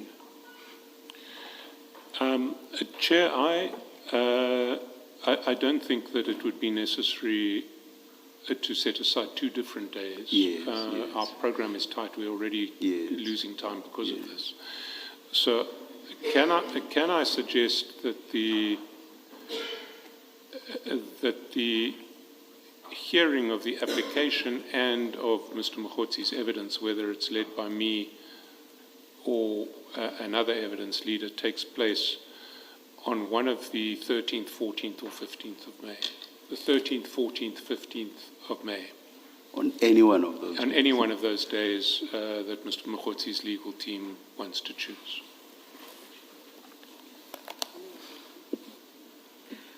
On your assessment now, would it have taken only 1 day for Mr. Mokhotsi's testimony to be finalized? Yes, not even a day. I mean, Not there are limited okay. topics that we were going to traverse with him. Also, So it's possible to determine the application and to still hear the testimony. deal with the remainder of the evidence. All right. Which one of those days do you pick, Mr. Schacha? Chair, If any at all, but I hope you will pick one. the 15th, Chair. 1-5. Yes, Chair.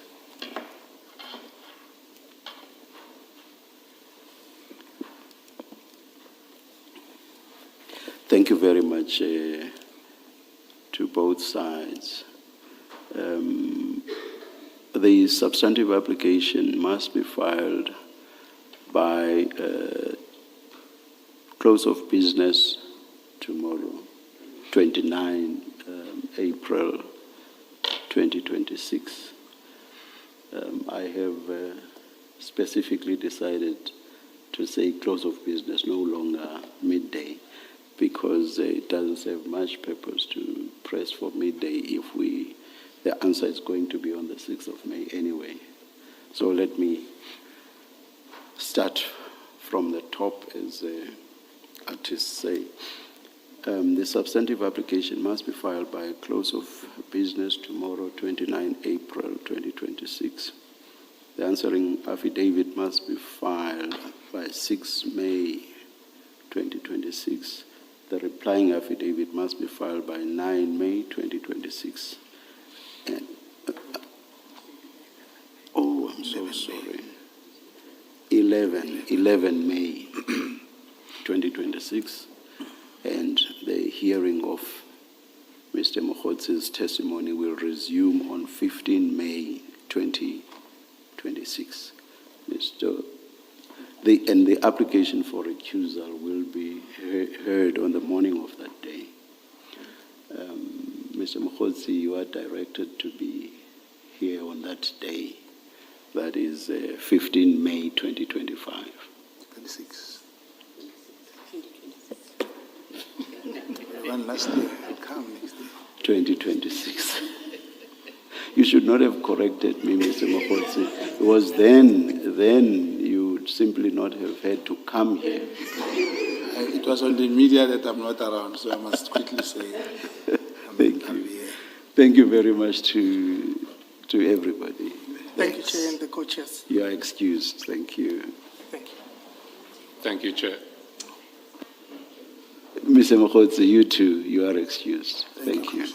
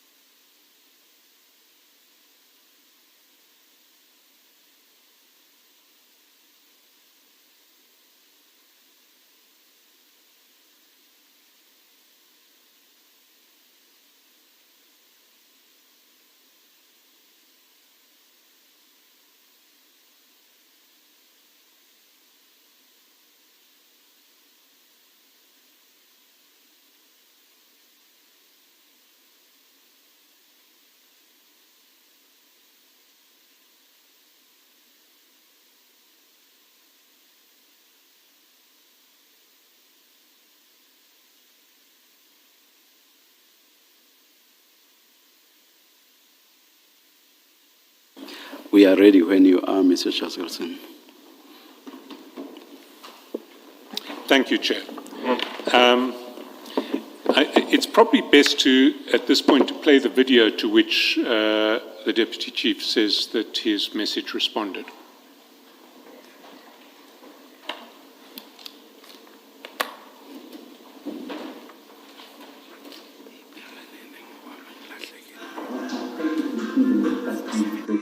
I always hope that I could have put down with him.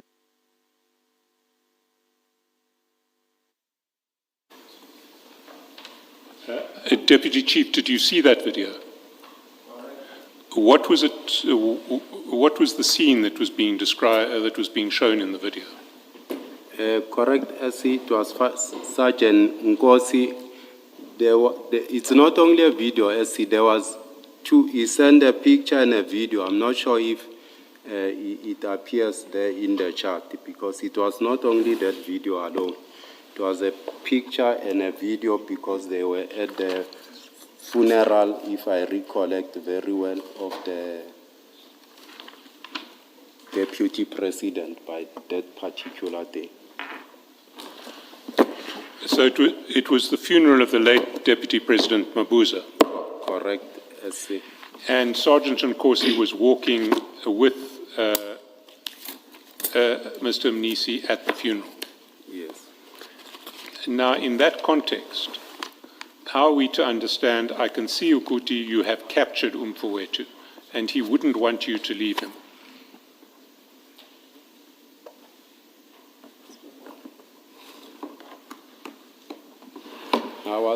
I was referring, as I indicated, to the attention with regard to which I think he has taken the attention of the CFO, and he wouldn't want to, to be far from him. So the CFO wants to be with Sergeant Nkosi, is what you are saying. That's correct. And why the verb capture? Capture signifies here, let's see the attention here. Well, in context, that isn't what it means. Look at what you say at the end of the message. Mfowethu is the best person to be with. Ujuda wetu, who will do great things for us, compared to Baba wako Ungaseku. So, what I want to put to you is that the capture of the CFO was a process that was designed to put the CFO in a position to do great things for you. That's not true, CS, because I don't think you should isolate Ujuda wetu to the entire statement. Maybe explain Ujuda wetu, because you say it has significance. Much as I said, Ujuda wetu becomes the context where I'm speaking about this thing, with relate to, the gratitude, that I see. It signifies, gratitude, and it's a praise, it's in Dumiso.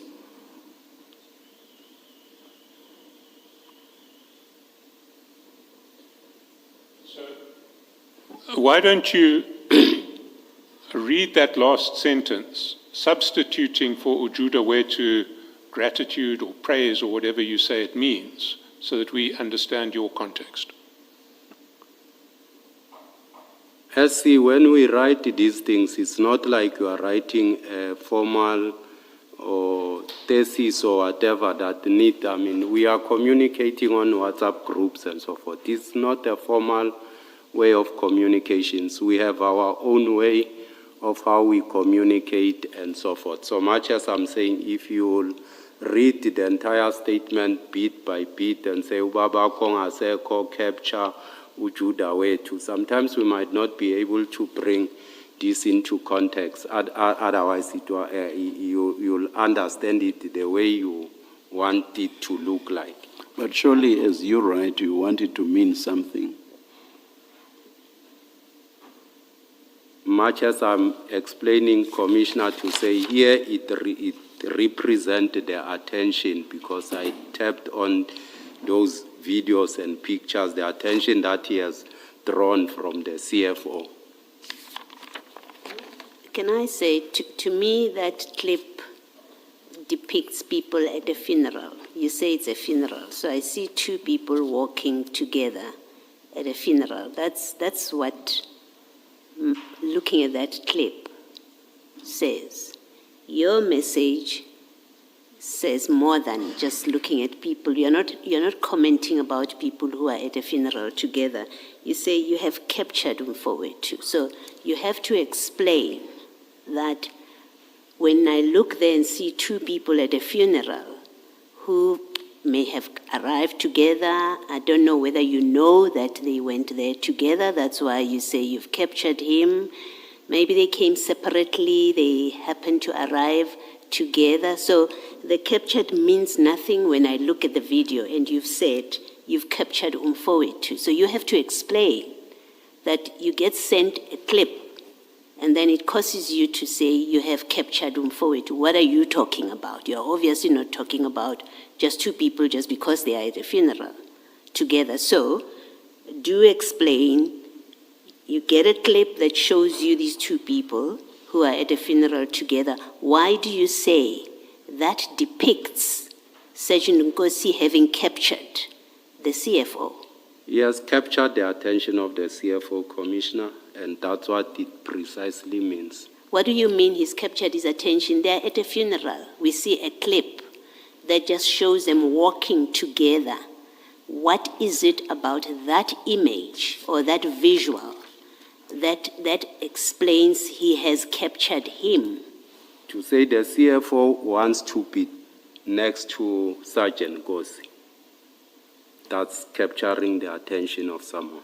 Do you happen to know how it is they are walking next to each other? You have to know. For you to say, I see you have captured him, it means you know something about how they are ending up together there. And that is the part you have to explain. What do you know about how they end up together, walking together there, for you to say you have caught his attention? You don't say to Nkosi, I see the CFO has captured you. You're not saying that. You're not saying, I see that you have become interested in the CFO. You don't say that. You say the CFO has become interested in you and he wouldn't want you to leave him. So you know that it's the CFO, in fact, who is interested in Nkosi and wants Nkosi to, will want Nkosi to be there forever, never to leave him. You know that. And what you're being asked, or what I'm asking you is, well, what are the background facts that make you make that statement? The background fact is that he seems very happy next to Sergeant Gosi. And this is what I've explained, Commissioner. Okay. And then explain why you say you should gear yourself to do so forever, my brother. Has the CFO told you that he wants Sergeant Gosi to be there forever? No, Commissioner. Where do you get this statement that gear yourself to do so forever, my brother? From two people who are walking next to each other looking happy. Why do you say he will want you to do this forever? Commissioner, I have my own way of, the tools of analysis, and I wouldn't think alike like any other person. Yes. So I'll be able to reduce what I see the way I see it. Yes. Yes. Share that analysis with us, and then, and maybe let me start off by saying you don't pluck analysis out of thin air. There are facts on which you are basing yourself. You say you should gear yourself to do so forever, my brother. And that's an analysis. You've analyzed that you will want him to be there forever. What are the facts on which you base that analysis on? He seemed happy and at peace with him. Okay. Why do you say Umfuetu is the best person to be with, who will do great things for us? When I say great things, it doesn't end there. I also went further and say, it's not like Ubabako Ongaseko. Yes, I'm coming to that. I'm coming to that part. So I've asked you a specific question. Why do you say the CFO is the best person? One, for what is he the best person? Two, he will do great things for us. What are these great things? And three, who is the us in that statement? So there are three parts to it. I'm taking this from 2010 because I'm referring to someone who Baba Konga said it has got an history, what transpired in the past. And I'm saying he'll be able to nurture him in the right way and so forth. What will the CFO do for you, Deputy Commissioner Dlamini, because you say he will do great things for us? Forget the CFO because you're the one that's writing. What is it that the CFO will do for you, Dlamini? Not for me. When I say for us, I'm saying for us because I indicated that Sergeant Gosi is like a brother to me.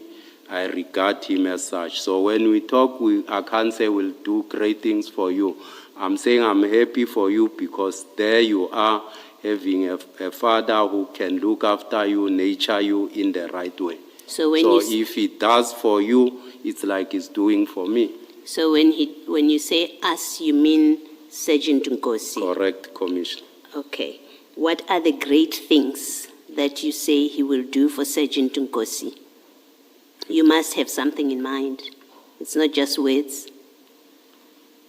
Great things comes in many forms. It's like, looking after someone's welfare, nurturing him in terms of advices and so forth, taking interest into a particular person's welfare. So that's what I was referring to. You'll see that he'll check him with his wife if he's okay, he's recouping well in the hospital and so forth. And I know that Sergeant Nkosi needs that because Who do you know? the way he grew up, he definitely needs someone to be able to encourage him. When you say he will do great things for you, you must know something about the CFO. Who do you know him to have done great things for? You know something about the CFO. So tell us, what do you know about the CFO that he has done great things for somebody that makes you say that he will do great things for Sergeant Nkosi? What do you know about the CFO? Commissioner, I don't know the CFO much, that he has done something great things for someone. These are feelings that you have to say this person will be able to look after this person, nurture him into a particular direction. But you told us in your evidence that your interaction with the CFO is in meetings of the TMP of the city. That's your limited interaction with him. How do you, if that's all you know about him, Yes. how do you know that he's a person who will do great things, who has a propensity to do great things and will do so for Sergeant Nkosi, for you to make that statement? Commissioner, perhaps if we can think of great things as material things, then we'll be wrong in that assertion, because great things will come in the welfare of looking after someone that is well mentally and otherwise he get good advices. You don't need to attach material things to great things. So you know that the CFO will provide mental wellness, to use your word, support to the CFO, He'll provide to guidance. Sergeant also. Nkosi, He'll provide even though you have guidance. only met him in formal 2, 3, 4, 5 meetings of the municipality, and you have no personal relationship with him, because that's what you've told us. You have Yes. absolutely no personal relationship with him. You don't even talk to him on the phone. You know that he will support Sergeant Nkosi. That you know, something so personal that has nothing to do with work. You know that the CFO will do for Sergeant Nkosi, even though you don't know the CFO at all. You don't need to know someone for years to understand the character or how a person perhaps behaves and so forth. I can meet you twice, then I realize to say, here my daughter or my son will be in good hand to be nurtured. In this case, you determined that from official meetings of Tshwane Metro, that the CFO will support Sergeant Nkosi, just from your formal meetings. Correct, Commissioner? No, that's not true. I want to put it to you. It is not true. You're being dishonest with us about what this message is about. Lastly, from me, in that same message, you say, compared to ubaba wako ongaseko, who and what are you referring to? This ubaba, and what did he do for Sergeant Nkosi that you say now the CFO will do for you? Much as I indicated, there's history around that, of which I don't think I'll be able to divulge here, how Nkosi was raised at home and so forth. I just want to know, what did he do for Nkosi that you now say the CFO will do? And this is relevant to our terms, because you followed, let me finish. You followed the evidence. You've listened to the CFO's evidence. It's clear from how you're testifying. You've listened to Sergeant Nkosi's evidence. That is clear from how you are testifying. You then say, so you have that background, and you know through engagement with you, your own testimony and their testimony, that we are looking at what appears or appearances of improper and corrupt dealings relating to tender in Tshwane. You know that's the evidence that we are looking at. That's what we've been engaging with you about, and eventually we must make conclusions about. So it's a relevant question to ask you. This Ubaba Wako that you refer to, that you say used to do things for Sergeant Nkosi, which the CFO will now do, because that's what your message is. He will do things for you that your father used to do, who's no longer there. It's a relevant question to ask you, who are you talking about? And two, what did that person do? More importantly, what did that person do for Sergeant Nkosi, which now the CFO will do? This commission has an interest in that. So you can't say, I'm not prepared to discuss it, or I'm uncomfortable to discuss it. You have made a statement. The CFO will take over what Sergeant Nkosi's father used to do. And I'm interested, and it's relevant, not for the sake of it, it's relevant information that must be given to this commission. What is the CFO to do for Sergeant Nkosi that you are referring to in this WhatsApp message? I indicated, Commissioner, that great things do not refer to material things. It refers to taking care of someone, being concerned about the well-being of a person, and so forth, which the one I'm referring to, there were shortcomings in that regard. You've had my comment about that evidence. You're not being honest. I don't You're not being agree. open with us. Yes, you won't agree, obviously. But I have to put it to you so that you have no mistake where I stand on this matter. You are not being honest about the content of this WhatsApp, what you were conveying. Thank you. Can I respond, Commissioner? Yes, you may. I am honest. I wrote it because I have a background with Sergeant Nkosi, and I understand what I've written here. The problem is you don't have a background with the CFO, and yet you're saying things, now you're giving explanations that can only hold if you know the CFO more than what you have told us, which is out of 4 or 5 meetings of the city. I've noticed the CFO, how he conducts himself, his behavior, how calm he is, and so forth. I was referring on those things. All right, that's your answer. Thank you. Deputy Chief, let me remind you about what you said this morning. Remember, in relation to what happened in March 2025, you said the CFO, and this was your testimony this morning, that the CFO wanted Sergeant Nkosi to become an extension of him. Correct. And you used an example of a car salesman or an agent, and you said the CFO had appointed Sergeant Nkosi to be his agent. That's correct, in relation Commissioner. to discussions between you and the CFO. That's correct. Is that not what you mean here, that he has now successfully become an extension of the CFO? That's not true. Why would that not be true if earlier this morning you said that's what the CFO wanted? In the context of this message, it's not following the discussion, Commissioner. It was a different message. I was referring to pictures that were sent to me and the videos I've seen. And it made me to recall the previous incident, what transpired back in the 2010 and so forth. All right, thank you, Mr. Chancellor. Thank you, Chair. Deputy Chief, we have the cell phone records now for you. Have you been through them? I haven't, SC, just received. Well, let me give you the context for why we sought these records. And it goes back to your exchanges with Sergeant Nkosi, and through Sergeant Nkosi with the CFO who Sergeant Nkosi captured on the 25th of March.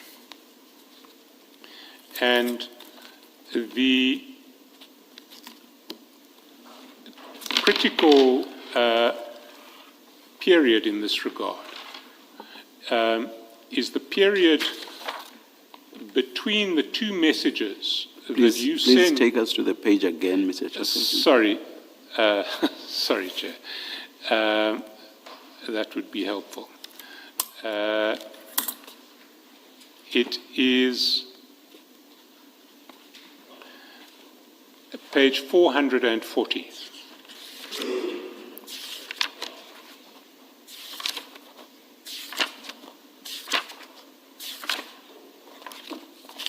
In fact, it starts at 439. So if we go to 439, we see you sending a message to Sergeant Nkosi with a list of 7 companies and the covering message that says, Captain, na mandate to Victor apiwe yona. Captain, this is the mandate that was given to Victor, and you explained that it was given to Victor by Nico. You recall that? Correct. Now, at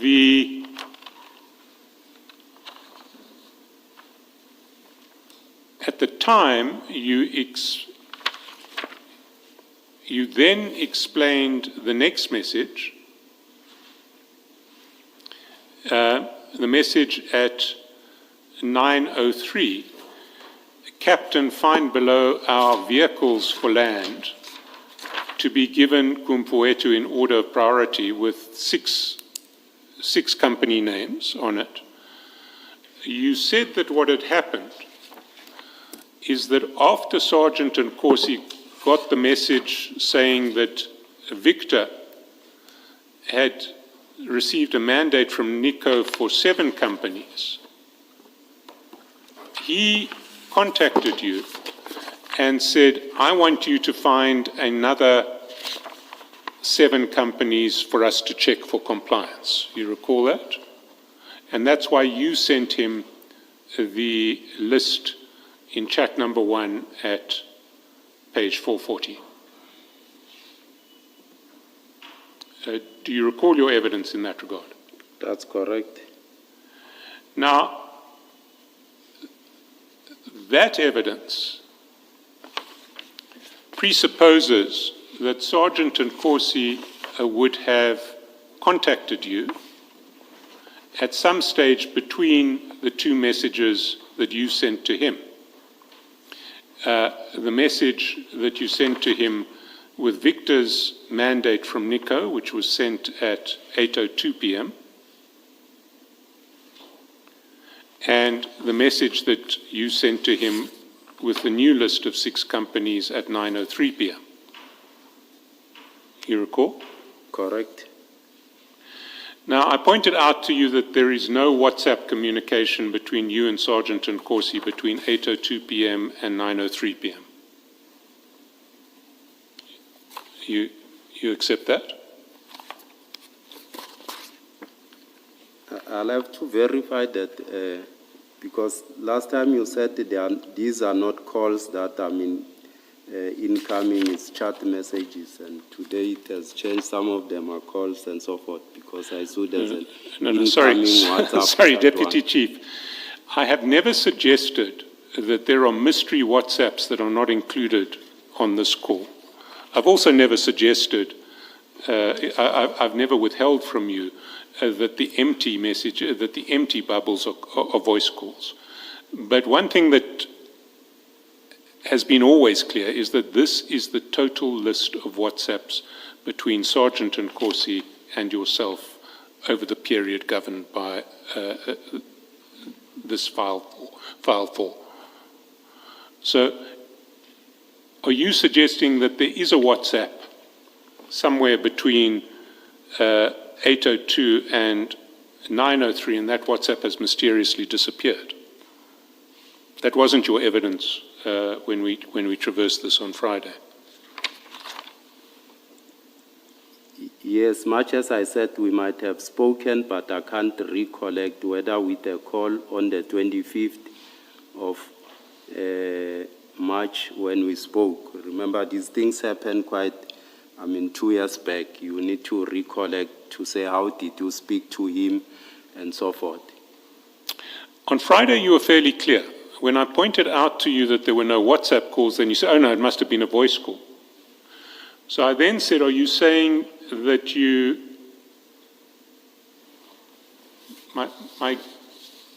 my exact words were, so you are saying it would have been on a cell phone call that was not a WhatsApp call? And there was no doubt in your answer. You said, yes, we spoke on a cell phone call. And I said, so if we requisition your cell phone records, we will find a call between you and Sergeant Nkosi between 8:02 p.m. and 9:30 p.m. on 25 March. No doubt in your answer, you said that is correct. And then I said, and will you accept that if we do that and we find no call, then this version is false? And you said, yes, I will accept. Well, we've done it, and we find no call. So do you still accept that your version is false? I don't think it was false, SC, because much as I'm saying, I have to recollect the events, what transpired, so that perhaps if you can allow me to have my own perhaps record, go and check the communications and so forth on my own, because you just gave me these records, I think, now, today, so that I can verify mine. The critical issue is whether there was a call between the two messages that you send to Sergeant Nkosi. The first one with the mandate to Victor from Nico at 8:02, and the second one with our vehicles for land to be given Kumfuwetu in order of priority at 9:03, which you say, despite the wording of the message, actually means the cell phone company, the bidders who have to be checked for compliance by Nico and have been shown by Nico to be compliant. Correct. Well, what I want to put to you is that your version in relation to these messages is false. That what you, Sergeant Nkosi, and the CFO were doing was rigging a tender in favor of El Shaddai and Ngapeshea and some others. And that when you speak of capturing the CFO, who will do great things for us, what you're really speaking of is other abuses of public procurement processes that will make you and Sergeant Nkosi very rich. What's your response to that? I don't agree to that, SC. Well, I don't propose to take it further than that. If you want to go through these records and at a later stage want to file a supplementary affidavit explaining something that you have discovered in these records that you weren't alive to, you certainly have that right. And we will look at that affidavit and give you the opportunity to address it before the Commission again. Okay.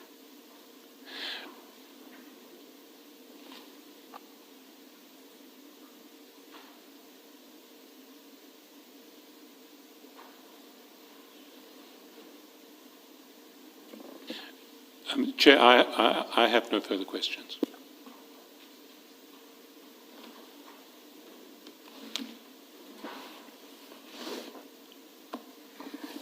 Deputy Chief, good afternoon again. Afternoon, Commissioner. We are almost there. Deputy Chief, go to file 5, please.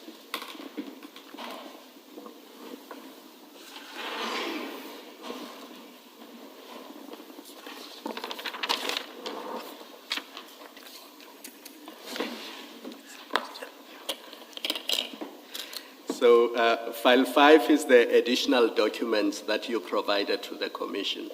Remember when you were last here reading your statement, we asked that you provide additional documents. Correct. And they don't form part of your statement, so they're additional in that sense. And you have complied with our request and obviously provided the documents. Now, in relation to the Gubis invoices, there's a few things that you said that we need to clarify. Maybe let's start on page 26.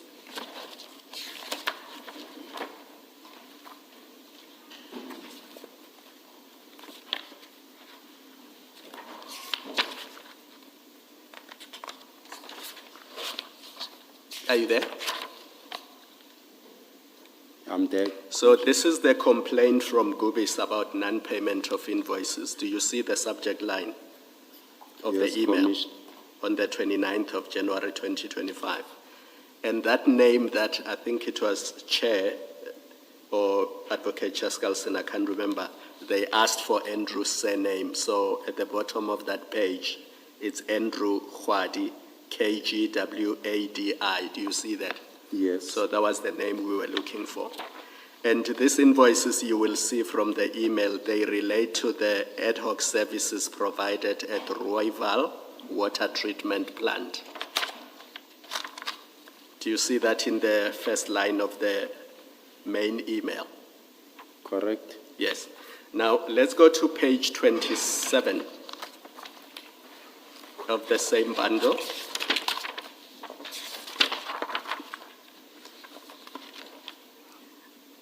So what they have done there is to attach a statement of account, and there are 7 invoices referred to in that statement of account. Do you see that? If that's correct. Yes, and just to correct one other thing that you said earlier, payments to Gubis per month before January 2025 was not 2 million, it was actually 397,000 per month. Do you see from invoice 1 to invoice 7? That's correct. Yes, the total outstanding, the total balance outstanding was the 2 million, but 2 million was for the 7 months. It was not 2 million per month. And we do know that after January, more than 30 sites were added, and that's what took Gubis' monthly entitlement to just over 14 million. Do you see that? I see that, Yes. Commissioner. Now, all those invoices that are referred to there, the original invoices are on page 28 to 34 of that bundle.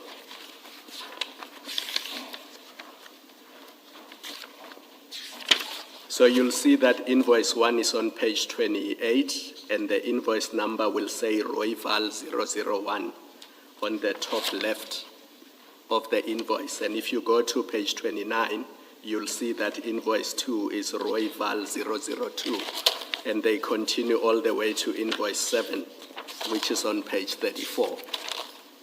Do you see that? That's correct, Commissioner. But what is curious about all these invoices is that where you are supposed to insert the purchase order number, it's not there.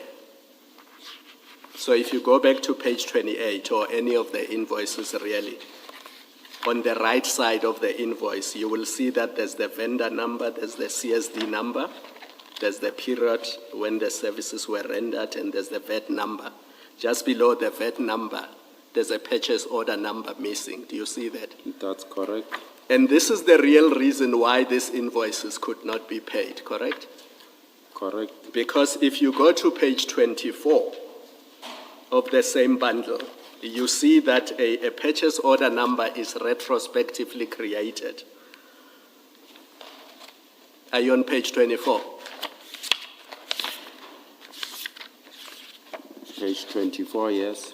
On the 6th of March 2025, you see that a purchase order 4501267280 was created on the 6th of March 2025. Do you see that? Correct. And the reason why invoice 1 could not be paid is because the purchase order that was retrospectively created on the 6th of March 2025 is created in respect of invoice 2 to 7. Do you see that? 2 to 7. Yes. Yeah, and doesn't include invoice 1. Do you see that? Correct. And that explains why invoices 2 to 7 were then paid, and there was no issue with those, because once the purchase order was irregularly created after the event, those invoices could be paid. Do you see that? I see that.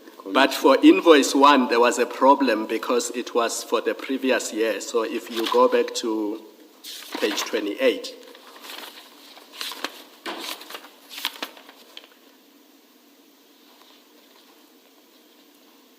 the invoice covered the date 27 May 2024 to 27 June 2024. Do you see that? That was the previous financial year. And this explains why this invoice could not be paid and why you had to involve Sergeant Nkosi. In fact, if you go to file 3 on page 144, you will see that that is the invoice that you sent to Sergeant Nkosi to say, this one is for the previous financial year. We will engage later Nomfowethu on how to address it in order to avoid ex post facto. That's correct. So that is really the sequence that in relation to the 2025 invoices, although they were eventually paid, there was an irregular process because the purchase orders were created many months after the event. And in fact, if you want to see how those invoices were fixed, if you go to page 17 of the same bundle, bundle 5, from page 17 to 24,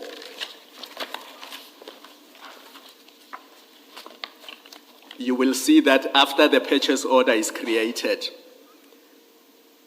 the purchase order number is handwritten in all these invoices. So if you look at the top of page 17 all the way to 23, you see that that 45012678280 purchase order is inserted in manuscript. Do you see that? That's correct. So that's how this whole irregular thing was corrected. But for the 2024 invoice, it could not be corrected because the city's processes don't allow you to do that. That's why you needed this ex post facto arrangement. That's correct, Commissioner. So I have the right order and the right sequence.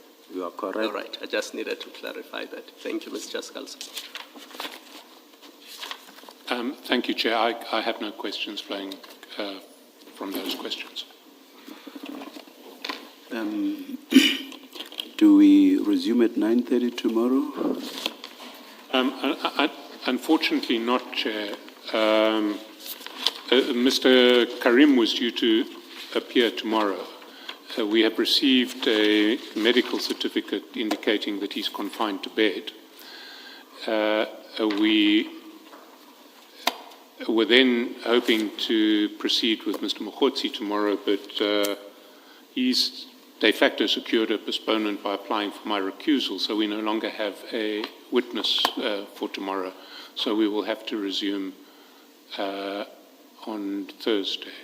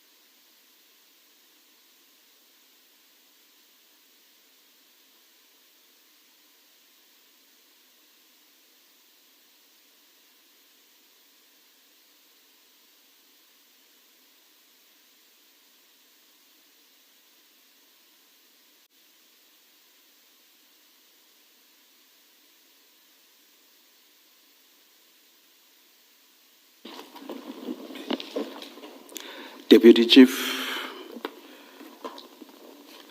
there was the issue of the documents, or rather phone records. You said you wanted to have a look at them because they had been given to you today. Will you be wanting to file a supplementary affidavit relating to that issue? Yes, I will do so, Commissioner. you are directed to file that supplementary affidavit not later than 4 May 2026. That's correct. And you are excused. We will resume on Thursday, 30 April 2026 at 9:30. Let's adjourn.